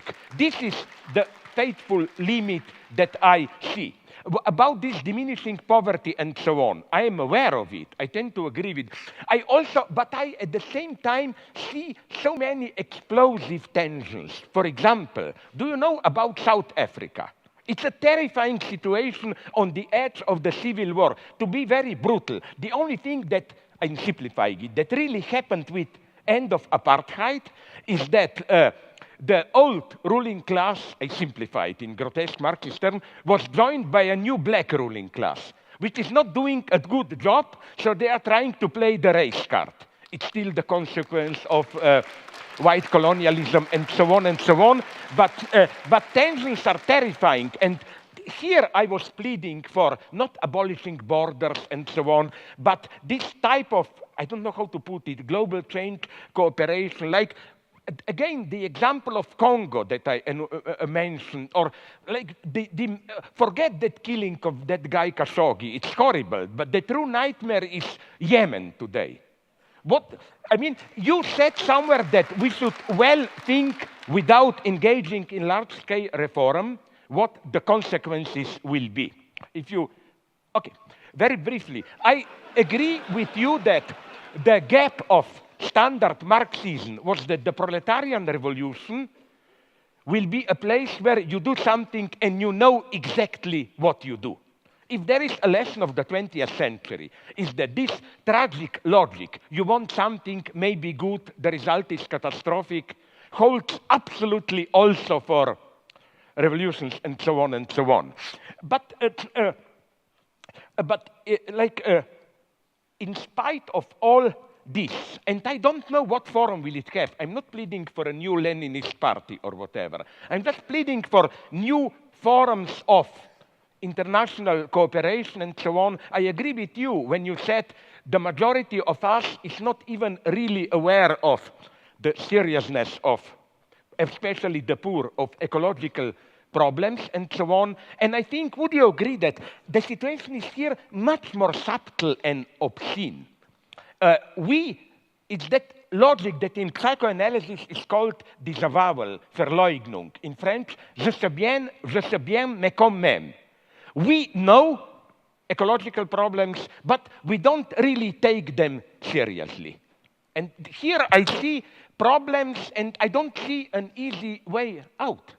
I am a pessimist, if you ask me. When people say, no, but they are growing, protests are growing, and so on and so on. Yes, I'm listening to this story from when I was young, you know. They are growing, and then look what happened. The mega tragedy is, for me, for example, what happened to Syriza. They were elected for change, whatever, and they become, and I'm not blaming them, they become the perfect executors of austerity program. So I just see problems. I'm a pessimist. And I'm not a radical pessimist. But you have to, maybe here we are different. I noticed with your final speech, that final moment of your intervention, that it's very strange, because usually Marxists have this stupid optimist anthropology. Just get rid of capitalist terror and we will all be happy. My God, I'm much more a pessimist. I don't believe in human goodness. I never underestimate evil, never underestimate envy. I mean, it's part of my nature. In Slovenia, we have a wonderful story. A godlike figure comes to a farmer, and I will stop immediately, and asks him, I will do to you whatever you want. Just, I warn you, I will do twice the same to your neighbor. You know what Slovene farmer answers? Fine, take one of my eyes. You know, we are in this. Don't underestimate this. I don't see any simple, clear way out. Thank you.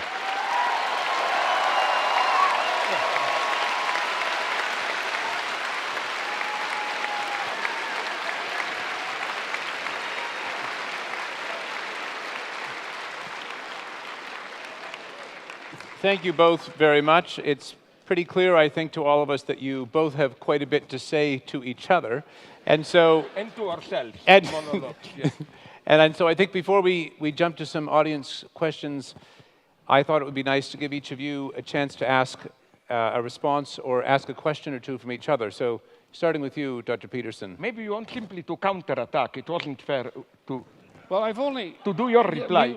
I had 3 questions, and 2 of them are now completely irrelevant. And so I have 1 left, I guess.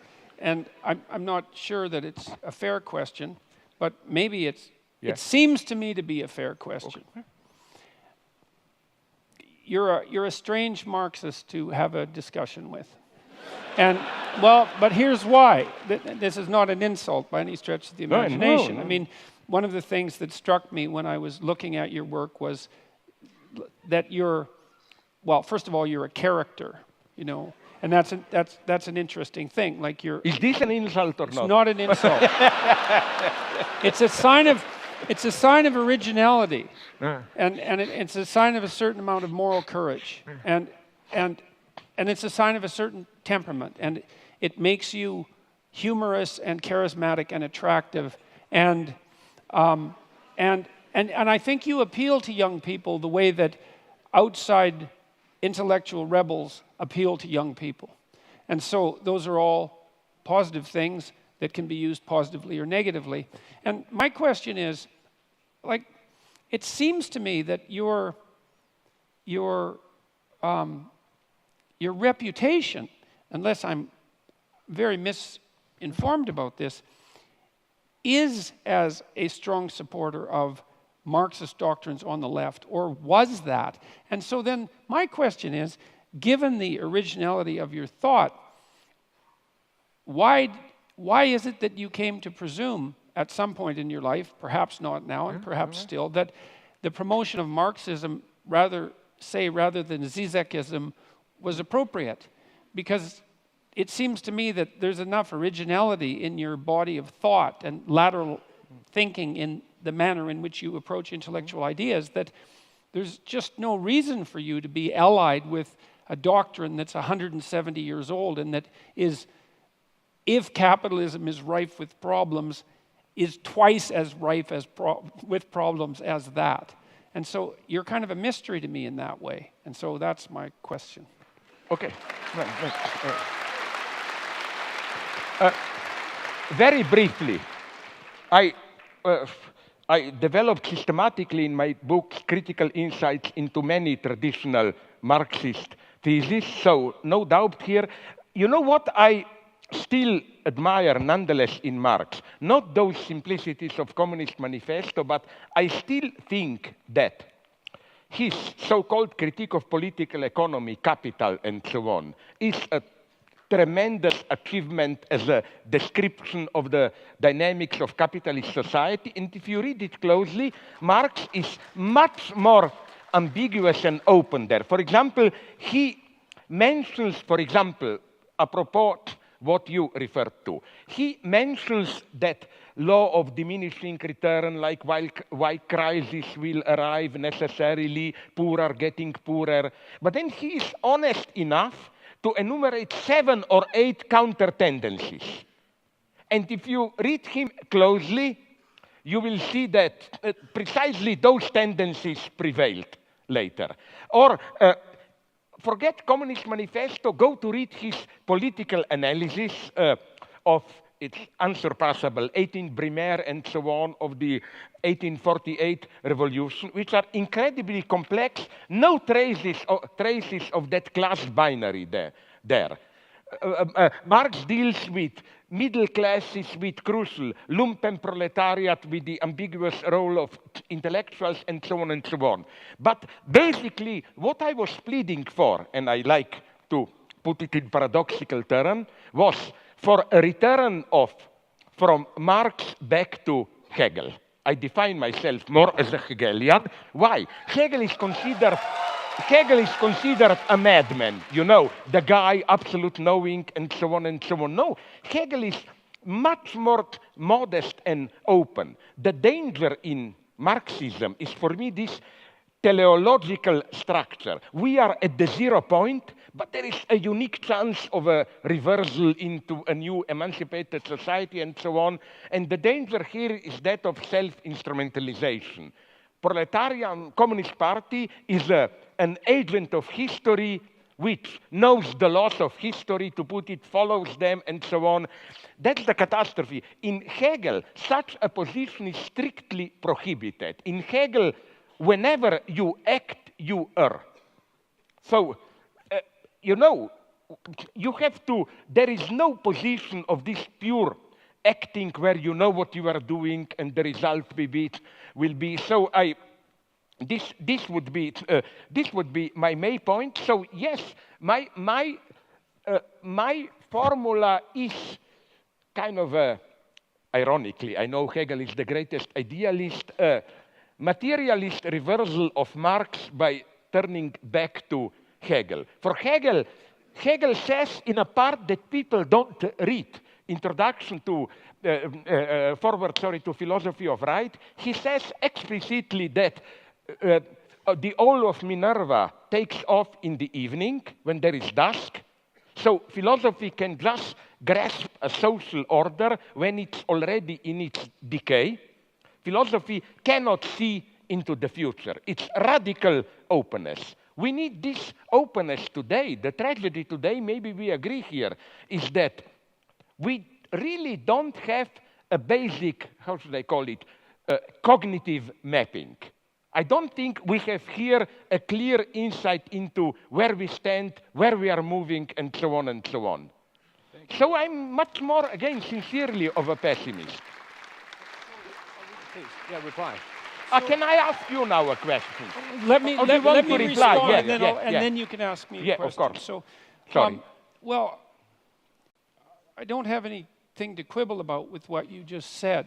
But, but. Well, no, there's not even a but, really. It's that even if what you said about Marx's more sophisticated thought is true, I think the unfortunate reality is that any support for Marxism, especially directed towards those who are young, is likely to be read as support for the most radical and revolutionary proclivities. And I would say that as they're outlined in the document that I described, in the Communist Manifesto, that they're of extraordinary danger. And so it seems to me that by attempting to, rescue the sheep, you've sort of invited the dragon into the house. And that seems to me to be dangerous and unfortunate. Here I can answer you by asking you my question.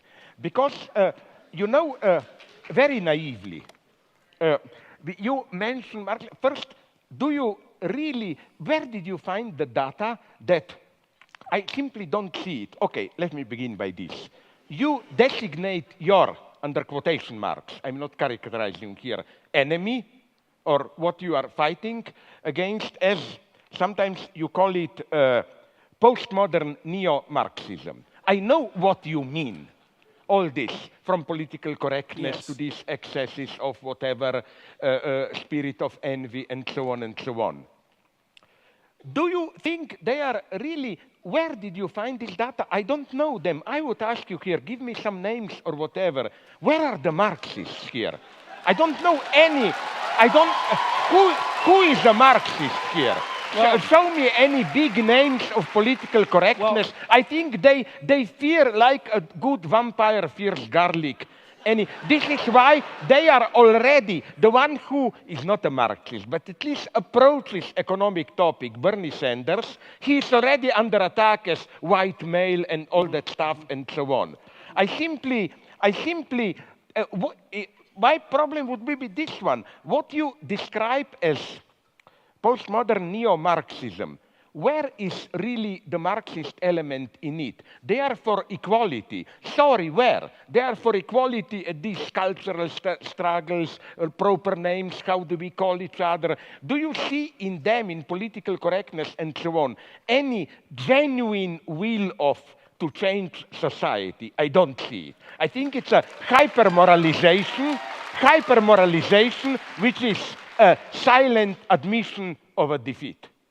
Well, that's my problem. Why do you call, it's not a rhetorical question for politely saying you are an idiot, you don't know what you're talking about.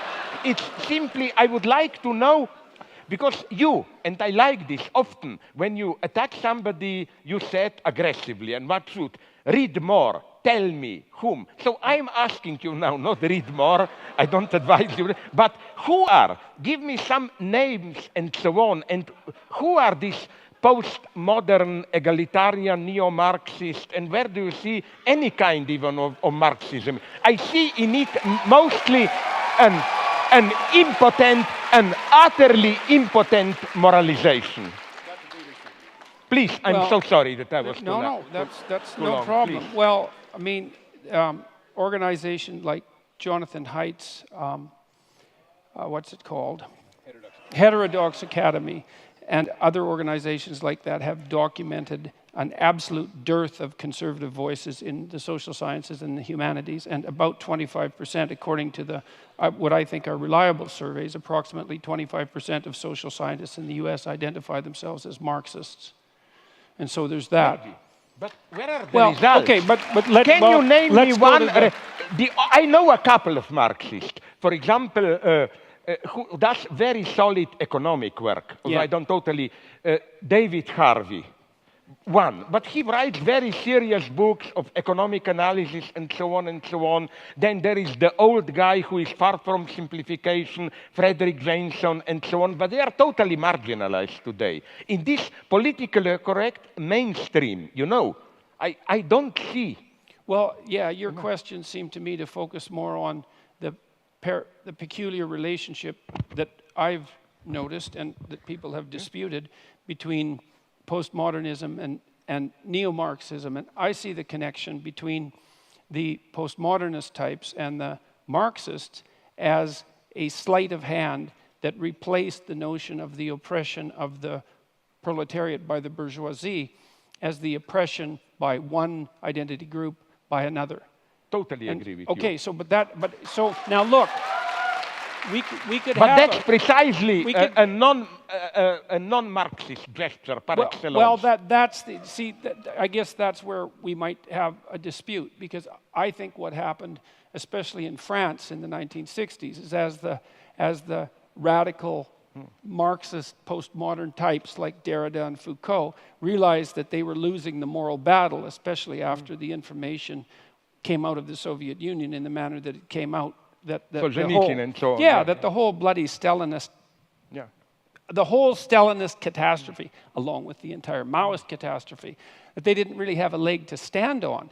And instead of revising their notion that human history, and this is a Marxist notion, should be regarded as the eternal class struggle between the economically deprived and the oppressors, they just recast it and said, well, it's not based on economics, it's based on identity, but it's still fundamentally oppressor against oppressed.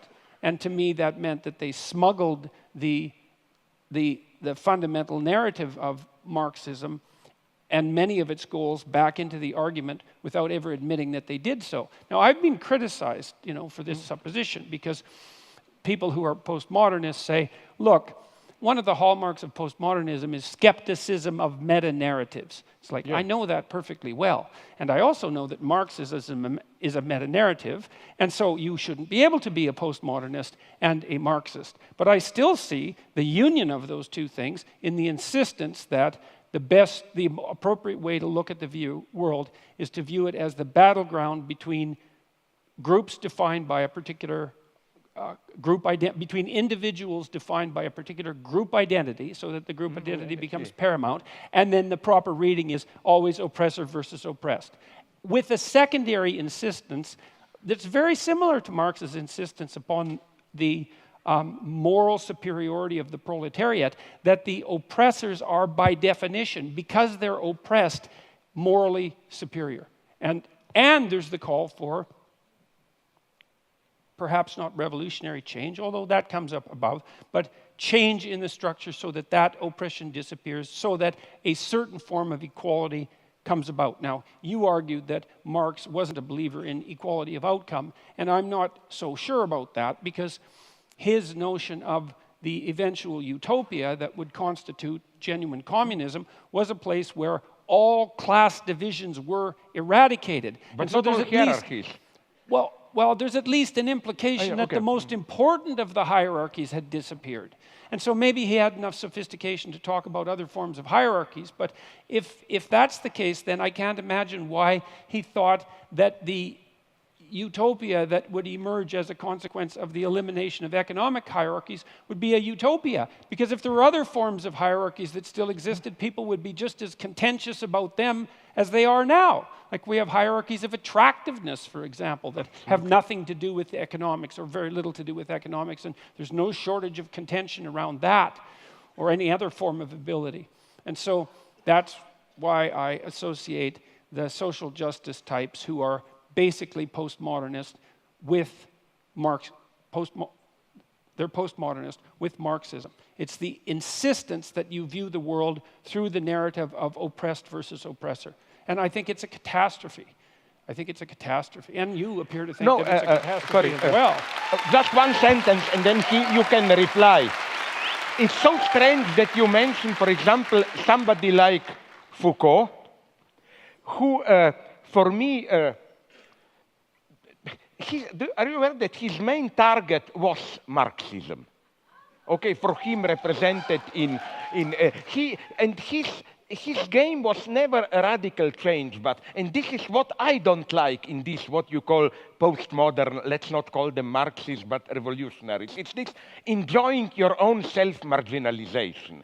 The good thing is to be on the margin, you know, like not in the center and so on and so on. It almost made me nostalgic for old communists who at least had the honesty to say, no, we don't enjoy our marginal position. We want to do something central power. I find so disgusting. It's no wonder you don't get invited to lots of places. Yeah. No, you know, Foucault for me embodies this logic of revolution, and by revolution he meant any social change, serious, but small resistances and so on, small marginal places of resistance and so on and so on. So, okay, but let's maybe drop it here if you want, but since you are replying my question, you should have the last word here. No, I'll stop with that. Let's move to the next. We'll get back to these topics, no doubt, as we move forward with the question. So I'm happy to let that particular issue stop. Did you already do your Stalinist manipulation and censored the questions and how? Because this program that he described to us through some screens, questions, and so on, I think it puts him to the one who decides which questions are, as Stalinists would have put in, are the real voice of the people. Yes, and so yes. on. Well, hopefully we can trust him. Let's move on from that. At heart this evening, we're talking about happiness. At least that's the frame of the debate that we have tonight. And you've both been, in your work and also tonight, very critical of happiness as mere hedonism, pleasure-seeking, or even simply as a feeling. What does true or deeper human happiness consist of, and how is it attained? You? I don't care. Well, I don't. First of all, there's something you said 5 minutes ago or so. I think you were still at the podium. That I agree with profoundly, which is that happiness is a side effect. It's not a thing in itself. It's something that comes upon you. It's like an act of grace in some sense. And my sense is I accept even the theological undertone of what you said. Okay, no, the category of grace can be used in a perfect atheist sense. It's one of the deepest categories. Yeah, well, I'm sorry. Okay, good. Well, I would think that we could find agreement about that partly because of your psychoanalytic background. You know perfectly well that we're subject to forces within us that aren't of our voluntary control. And certainly happiness is one of those, because you cannot will yourself to be happy. You might be able to will yourself to be unhappy, but you can't will yourself to be happy.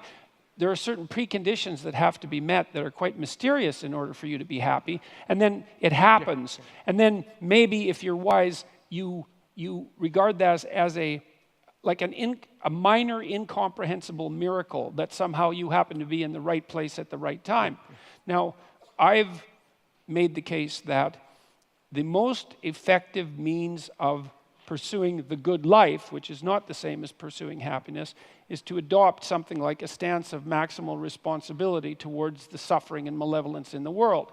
And I think that should be pursued primarily as an individual responsibility. It's not like I don't think that political and familial larger organizations are necessary, but in the final analysis, we each suffer alone in some fundamental sense, and we have our own malevolence to contend with in some fundamental sense, and the proper beginning of moral behavior, which is the proper beginning of the right way to act in the world, is to take responsibility for that. I think you do what you can to conceptualize the highest good that you can conceptualize. That's the first thing, to develop a vision of what might be. And it has to be a personalized vision as well as a universalized vision. And then you work diligently to ensure that your actions are in keeping with that. And you allow yourself on that pursuit to be informed by the knowledge of your ignorance and the necessity for acting and speaking in truth. And a fair bit of that, I believe, is derived. I think it's fair to say that that's derived from an underlying Judeo-Christian ethic, and I make no bones about the fact that I think of those stories metaphysically or philosophically or psychologically as fundamental to the proper functioning of our society insofar as it can function properly. And so it's not happiness, it's meaning. And meaning is to be found in the adoption of responsibility. And then I'll close with this. Responsibility is not only to do what you believe to be right. That's not, because that's duty. That's not enough. Yeah. That's sort of what the conservatives put forward as the ultimate virtue, which is duty. It's not that. It's that you're acting in a manner that is in accordance with what you believe to be right, but you're doing it in a manner that simultaneously expands your ability to do it, which means that you cannot stay safely ensconced within the confines of your current ethical beliefs. You have to stand on the edge of what you know and encounter continually the consequences of your ignorance to expand your domain of knowledge and ability so that you're not only acting in an efficient manner, but you're increasing the efficiency and productivity and meaningfulness of what it is that you're engaged in. And I think that, and I believe that the psychological evidence supports this, even the neuropsychological evidence, is that that's when true happiness descends upon you, because it's an indication from the deepest recesses of your psyche, biologically instantiated, that you're in the right place at the right time. You're doing what you should be doing, but you're doing it in a manner that expands your capacity to do even better things in the future.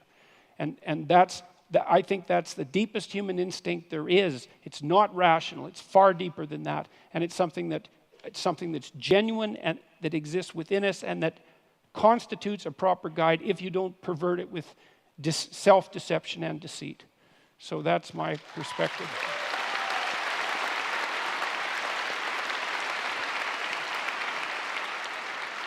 Slavoj. Yeah, okay. I'll try, if you are stupid enough to believe me, to be brief. You know? First, I like very much what you began with, this grace, or whatever we call it, moment of happiness. And I would like to, would you agree that the same goes for love, I think? We have in English, and they have it in French. I don't know if in other languages they have it. They use the verb to fall in love, which means it's in this sense, in some sense, a fall. You are surprised, you are shocked. Authentic love, I think, is something very traumatic even in this sense. I always like to use this example. Let's say you live a stupidly happy life. Maybe one night stand here and there, you drink with friends, then you fall in love passionately. This is, in some sense, a catastrophe for your life. All the balance is lost and so on. Yes, you know. That's why Cupid has arrows. Sorry? Yeah, yeah. Right. Yeah. Absolutely. So, where I, second, surprisingly maybe for you, I agree with your point about Judeo-Christian legacy, for which I am very much attacked, Eurocentrist and so on and so on. You know, I wonder if you would agree with it. I will try to condense it very much. You know what's for me the deepest, I simplify it to the utmost, something unheard of, and I as an atheist accept the spiritual value of it, happens in Christianity. In other religions you have God up there, we fall from God, and then we try to climb back through spiritual discipline, whatever, training, good deeds, and so on and so on. The formula of Christianity is a totally different one. As we philosophers would have put it, you don't climb to God. You are free in a Christian sense when you discover that the distance that separates you from God is inscribed into God himself. That's why I agree with those intelligent theologists, like my favorite, Gilbert Keith Chesterton, who said that the cross, the crucifixion, is something absolutely unique because in that moment of Eli, Eli, lama sabachthani, Father, why have you abandoned me? For a brief moment, symbolically, God himself becomes an atheist in the sense of, you get a gap there. And that is something so absolutely unique. It means that you are not simply separated from God. Your separation from God is part of divinity itself. And we can then put it also in other terms, maybe closer to you, like that. That's why, for me, happiness is not some blissful unity with highest value. It's the very struggle, the fall, and so on. And that's why I hope we both worry about what will this possibility of so-called, I'm horrified with it, what Ray Kurzweil calls singularity and this blissful state. I prefer not to know, but the final point, very brief. What I only don't quite get, why do you put so much access to this? We have to begin with a personal change. I mean, this is also the second, or which one? I don't remember, forgive me, of your slogans in your book. First set your house in order, then. But I have an extremely common sense, naive question here. But what if in trying to set your house in order, you discover that your house is in disorder precisely because the way the society is messed up, which doesn't mean, okay, let's forget about my house. But you can do both at the same time, and I would even say, I will give you now the ultimate example, yourself. Isn't it that you are so socially active? Because you realize that. It's not enough to tell to your patients, set your house in order. Much of the reason of why they are in disorder, their house, is that there is some crisis in our society and so on and so on. So my reproach to you, benevolent, would have been, the joke, tea or coffee, yes, please. Like individual or social, yes, please, because this is obvious in extreme situation. Like, I hope we agree to say to somebody in North Korea, set your house in order, no? Haha, I mean. But I think in some deeper sense, it goes also for our societies. I'm just repeating what you are telling. You see some kind of a social crisis, and I don't see clearly why to insist so much on this choice. Because, sorry, just to finish, I will give you an example that I think perfectly does it. How do we usually deal with ecology? By this false personalization, They tell you, what did you do? Did you put all the Coke cans on the side? Did you recycle all paper and so? Yes, we should do this. But, in a way, this is also a very easy way to discharge yourself. You say, okay, I do the recycling, so up, I did my duty, let's go on. So I would just say, why the choice there? Okay, so first of all, I have to point out that you have unfairly tasked me with 3 very difficult questions. And so I'm hoping that I can... That's life. That's life. As you said, life is a challenge, yes, and so on. So I'm hoping that I have the mental wherewithal to keep them in track and answer them in order, but you can help me if I stray. I was very interested in your comments about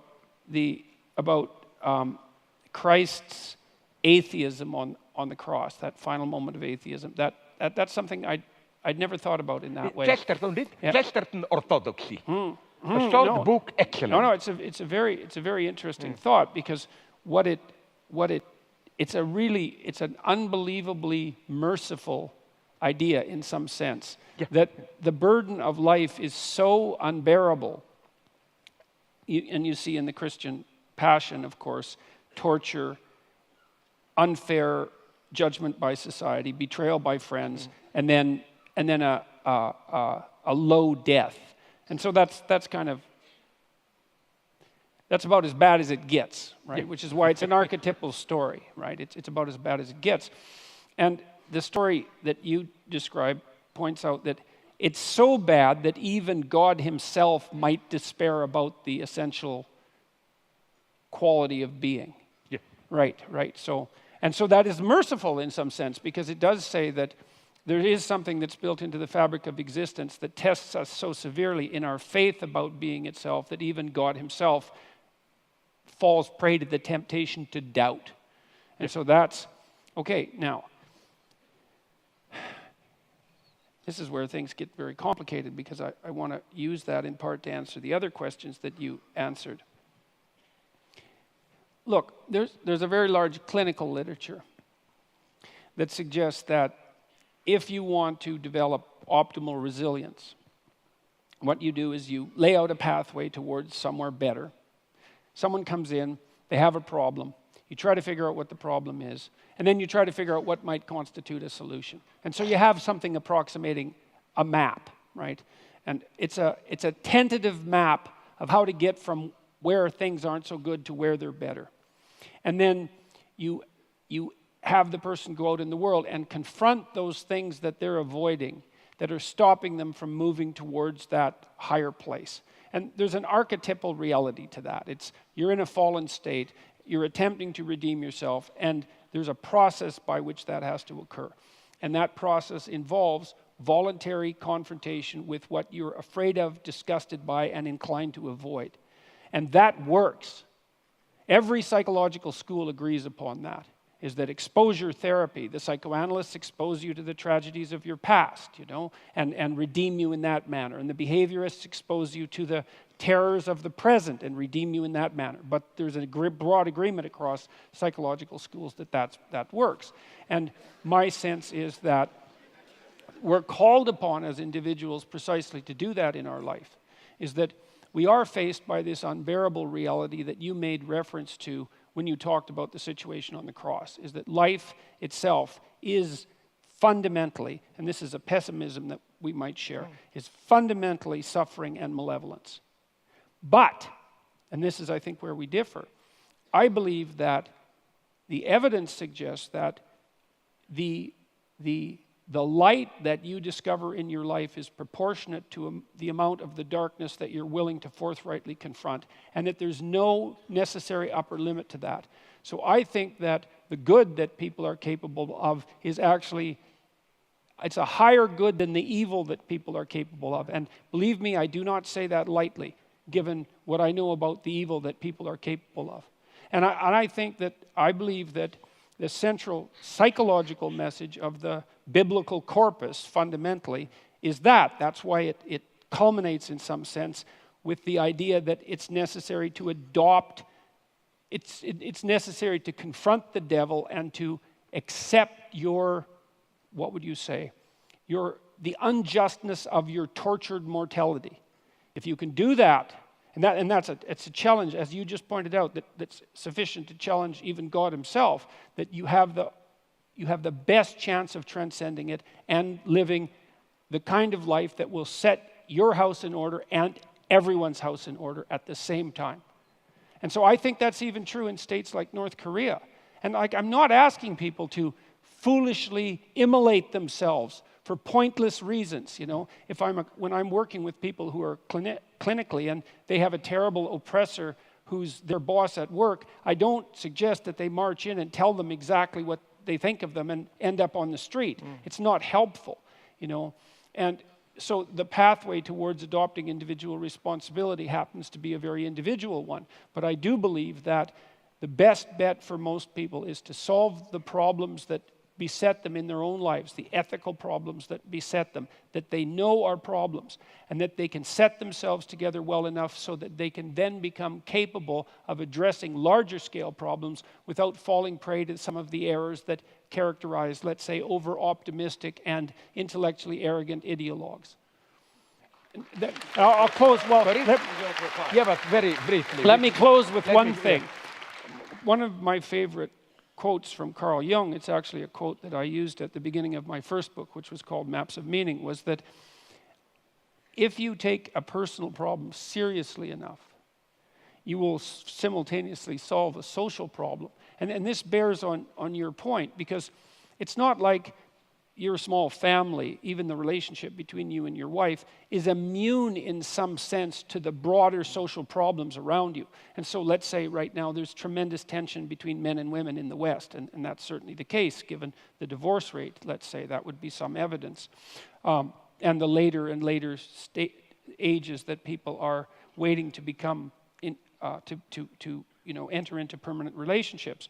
There's a real tension there. And then if you do establish a relationship with a woman or a partner, but we'll say a woman in this particular case, you are instantly faced with all of the sociological problems in a microcosm in that relationship. And then if you work those damn problems out, if you can work them out within your relationship, then you can get some insight. It's not complete insight, but you can get some partial insight into what the problem actually is and get the diagnosis right, and you've moved some small measure forward in addressing what might constitute the broader social concern. And what's even better, you're punished for your own goddamn mistakes.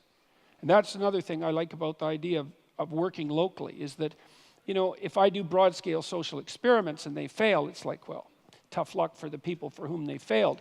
But if I'm experimenting on myself within the confines of my own relationship and I make a mistake, I'm going to feel the pain. And that's good, that's just, but it also gives me the possibility of learning. And so I believe that you do solve what you can about yourself first before you can set your family straight and before you should dare to try to set the world straight. Otherwise you degenerate into this kind of, you already talked about it, this shallow moralizing, well, I've divided my goddamn Coke cans up, and now I can spend more money on new packaging at the supermarket, which is exactly what the psychological research indicates that people do if they perform a casual moral action. They immediately justify committing a less moral action because they've put themselves in a higher moral place. And you might, if you were a real pessimist, you'd say, well, that's why they performed the action to begin with. I think that's often true. That's associated with that shallow moralizing. Are we too much in this direction? Or again, I will put in my Stalinist terms, would you go as far as to say, who needs the people? We talk for the people and we know better than the people. No, because I don't want to take too much of the time for the public, but you know what interests me? Would you then agree, because this is how Hegel reads the story of the fall, that fall really is felix culpa in the sense that for Hegel, before the fall, we are simply animals. It's through the fall that you perceive goodness as what will drag you out of the fall. So in this sense, fall is constitutive of the very, it's not you fall from goodness. You fall, and that's the dialectical paradox. Your fall retroactively creates what you fell from, as it were. And that's the tough lesson for cheap moralists to accept. But where I see, very briefly, maybe a counter question.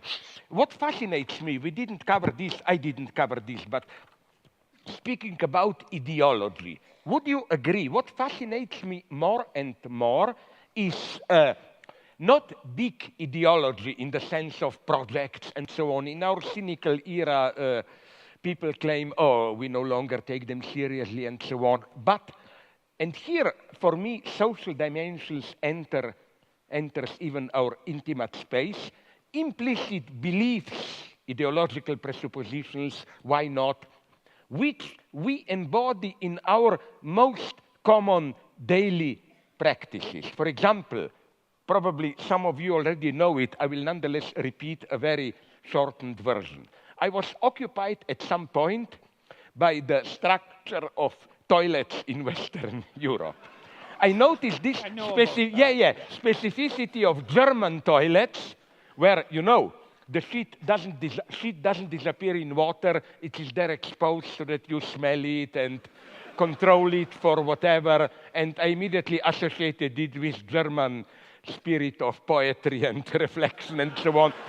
It's a bad joke, but what I'm saying is that in a sense, and I've spoken with some specialists, I was so intrigued by how do you construct toilets, and they admitted it. There is no direct utilitarian reason. It is as if even in something as vulgar as going to the toilet, ideology in this deeper sense is there. Another thing that at the same level, I repeat one of my old jokes, that fascinates me intensely is how it's not just as superficial psychoanalysts claim, we pretend to be moral to believe, but deeply we are cynical egotists. Quite often in today's times, we think that we are free, permissive, and so on, but secretly we are dominated by an entire pathological, or not even often pathological, structure of prohibitions and so on. So we may, and this is what interests me so much, precisely in today's time where, and this is how, would you agree, we would explain these simple facts which may appear weird, that how apparently they tell us we live in permissive times. Take your pleasure, enjoy it. But at the same time, there is probably, so some clinicians are telling me, more frigidity and impotence than ever. Yes. That the lesson of psychoanalysis, I hope we agree, is not this vulgar one. You cannot perform sexually. You go to a psychiatrist. He teaches you how to get rid of authority and so on. It's a much more complex situation. And this is what interests me immensely. All this set of implicit beliefs, how you don't even know, but you know, I will repeat the story that half of you know and you. My favorite, that Niels Bohr anecdote. You know, he had a house outside Copenhagen, the quantum physics guy, and he had a horseshoe, a superstitious, above his door, yes. And then a friend asked him, but do you believe in it? Why do you have it there? And he said, of course not, I'm a scientist. Why then do you have it there? Because I was told it works. The idea is it prevents evil spirits to enter the house. It works even if you don't believe in it. Ne? That's ideology today. That's ideology today. It's fundamental. Okay,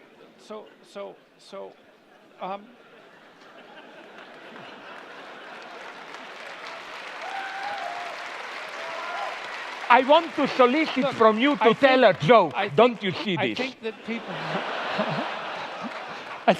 I think that people are possessed by ideas that aren't theirs. And their personalities that aren't theirs. And that's the great psychoanalytic insight. It's not ideas, it's personalities. It's way worse than ideas. And some of those personalities might be the ones that are associated with the idea that freedom is found in maximizing hedonistic moment-to-moment pleasure or something like that, which sounds like freedom. Like for me, one of the things that I suggest to people is that they watch themselves as if they do not understand who they are or what they're ruled by. And then notice those times when they're where they should be. And that's back to our discussion about meaning rather than happiness. It's like you'll see there are times that in your life where you're somewhere or you've done something and all of a sudden you're together. You're where you should be. Your conscience is not disturbing you. You're not proud of what you did, because pride is the wrong term, but you understand deeply that you've done something that you should have done. You might not understand why. You might not even understand what it is. But the study of that can help elucidate the difference between what actually constitutes you, which is a very difficult thing to discover, and what constitutes the accretion that characterizes you because of the, well, let's say your intense proclivity for socialized mimicry. And so, you know, I don't mean you personally, but people are amalgams of everything they've seen and everything every person they've watched. Yes, and everything they've read. And to integrate that and to find the truth that constitutes that integration is an incredibly difficult endeavor. And one of the reasons why in 12 Rules for Life, for example, I suggested that people try to tell the truth or at least don't lie is because one of the ways, apart from pursuing what appears to you to be meaningful, one of the ways of escaping from that possession by the kind of ideology that you're describing, which is it's like an unconscious of unidentified axioms. It's something like that, even though they take personified form. They're like personalities, is to stop saying things you know not to be true. It's a nice pathway forward. The original rule was tell the truth. And I thought, no, that's not any good because you're so biased and limited and ignorant and possessed that you don't know what the truth is. And so you can't be asked to tell it. But everyone does have the experience of being about to say or do something that they know by their own, they know as deeply as they can know anything about themselves, that utterance or action is wrong, and they still do it. Now, my suggestion is try to stop doing that. And one of the consequences, well, you can try in small ways, like you might not be able to manage it in big ways, but now and then, you're tempted to do something that you know to be wrong, and you could not do it. And if you practice that, you get better and better at not doing it, and that means you lie less, and you take the easy route out less, and you pursue hedonic pleasures that cost you in the future less. You start to straighten yourself out. You take the beam out of your eye. That's essentially what you're doing. And over time, you have some modicum of hope that your vision will clear up and you'll be able to see the proper pathway forward. And that's part of the process of redemption. And it seems to me to be in your grasp. You're capable of doing that. You have a conscience. It does inform you from time to time correctly about the difference between good and evil, the consequence, the knowledge, the consequence of the fall that you described, which I think you described in very eloquent terms, and that you can slowly make your way back to the straight and narrow path that's characterized by maximal meaning, but also, see, this instinct of meaning is a sophisticated one. It's not that I'm making a case for the individual, like Ayn Rand makes a case for the individual. That's not it. I'm making a case for individual responsibility. That's not the same thing. It's like there is something that's good for you, but it has to also be good for your family. If it's just good for you, that's not good enough. And if it's good for you and your family and it's not good for society, then that's not good enough either. And so the responsibility is to find a pathway that balances these things in a harmonious manner. It's like I got a lot of this thinking from Jean Piaget and his idea of equilibrated states, right? Is you're attempting to find something like a game that everyone is willing to play that can be played in an iterative manner and not degenerate. Well, hopefully actually ascend, if that's possible, hopefully become a better and better game across time. And I do believe that you can do that. I do believe that you can do that if you're guided by truth, and I do believe that the pathway to that is the phenomenology of meaning. And then the secondary consequence of that is, if you do that, now and then you might be happy. And then you should be profoundly grateful, because happiness, as we already agreed upon, is something like a grace. Just what? Basically, sorry. Again, my pessimism comes here. I agree with you, but the danger here ideology can massively enter. You describe a nice situation. You are tempted or ordered or whatever to do something that you know it's wrong. But so-called totalitarian ideologies step in at this point and try to present to you that the true greatness is to do what you individually think it's wrong for the higher cause. You know who says this wonderfully? A horrible guy, not one. Heinrich Himmler of SS. No, sorry, seriously. No, he knew the problem. Yes. German officers must do horrible things. Yes. Kill Jewish, and his solution was double. First, to let them know, as he put it somewhere, every idiot idiot. Okay, ordinary man can do something great, maybe. Not all sacrifice himself for his country. But his reply was, his point was, but it takes a truly great man to be ready to lose his soul and to do horrible things for his country. Yeah. And I read some good memoirs of relatively honest communists who broke down when they were sent to the countryside famine in early 30s. And this is what they were told by apparatchik. You will see horrible things, children starving and so on.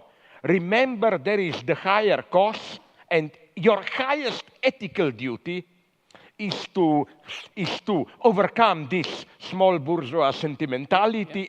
So here I see the danger of, again, my pessimism, false meaning, which can massively cover this, false narrative. Second thing, also the solution by, I wonder if you share this pessimism of mine, another one by Himmler. You know what was his sacred book I read? He all the time had a special leather-bound copy in his pocket, Bhagavad Gita. He said, his problem was this one. He puts it perfectly. Nazi officers have to do SS horrible things. How to enable them to do it without themselves becoming horrible beings? His solution was Oriental wisdom. To learn to act from distance, I am not really there, and this was the shock of my life. Based on this, do you know the book? I found a book, the guy then wrote many books, Brian Victoria, Zen at War. It's a shocking book, especially horrible for many so-called anti-Eurocentrists who claim our monotheism is guilty of everything, we need Oriental. Yeah, but that book is about apart from a couple of exceptions, the behavior of Zen Buddhist community in Japan in the 30s, early 40s. Not only they totally supported Japanese expansion into China, they even provided properly Zen Buddhist justification for it. For example, the one, you know who did this? No, you are not as old as me. I remember him, D.T. Suzuki, the great yeah, but okay, he was doing this in the 60s, but as a younger guy, he was fully supporting Japanese militarism, and one of his justifications was this one, the advice of Japanese military to them to support Zen Buddhist training. Because he says, it's one of the most horrifying things that I've ever read, he said, sorry, don't take it personally, but let's say an officer orders me, if I were to tell this to you, it would be too obvious, so I pick you, I have to kill you, stab you with my knife. And he says, if I remain in this illusionary self, then I feel responsible, I kill you. But he says, if you are enlightened by Zen Buddhism, then you know there is no substantial reality. You become a neutral observer of your life, just a flow of phenomena, and you tell yourself, it's not that I'm killing you, but in the cosmic dance of phenomena, my knife is floating and somehow your knife false. You know what I'm saying? This, I'm not disputing some spiritual greatness of Zen Buddhism. I'm saying how even the most enlightened this spiritual experience can serve a terrible cause. Now, because we're running very quickly out of time, and it's clear that this conversation could go for a very long time, I'm going to ask one representative question here and give you each 1 minute each. And that is simply this. Coming from online, what is one thing you hope people will leave this debate with, and why? Jordan.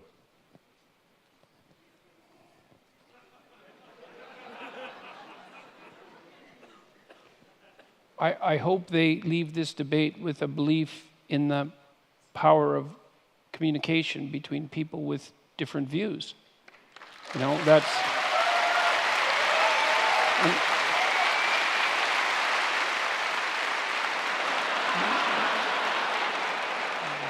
I mean, there is a growing idea on college campuses, tell me if I go over my minute, that there really is no such thing as free speech because people are only the avatars of their group identity and they have nothing unique to say.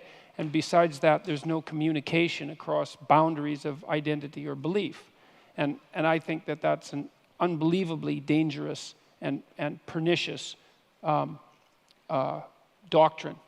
And I think that people of goodwill, despite their differences, can communicate, and they can both come out of that communication improved, even though there might be some dissent and some dissent on the way.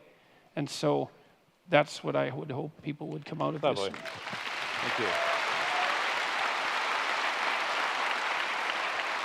I will be more concrete, even politically.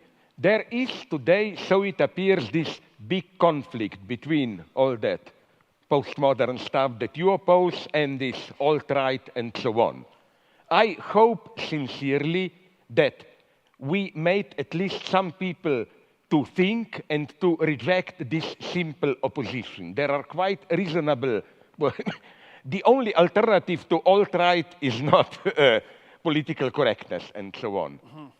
And now I'm speaking not for you, but for me. Please, if you are a leftist, don't feel obliged to be politically correct. Think, don't be afraid to think.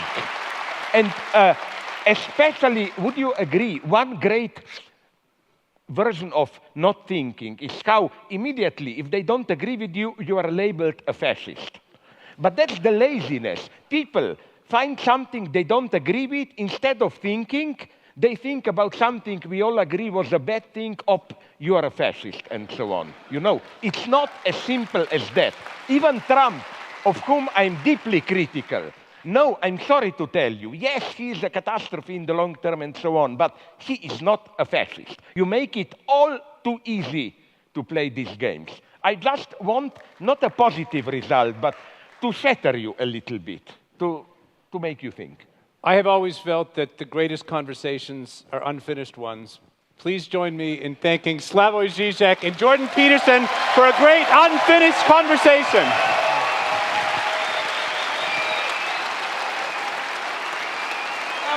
Hi. It's nice that we survived this, I mean, now. Thank you, Slavoj.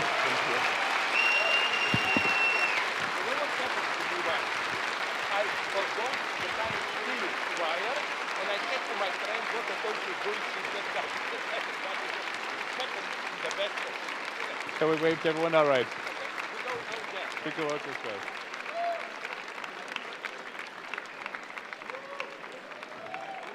Good night, everyone.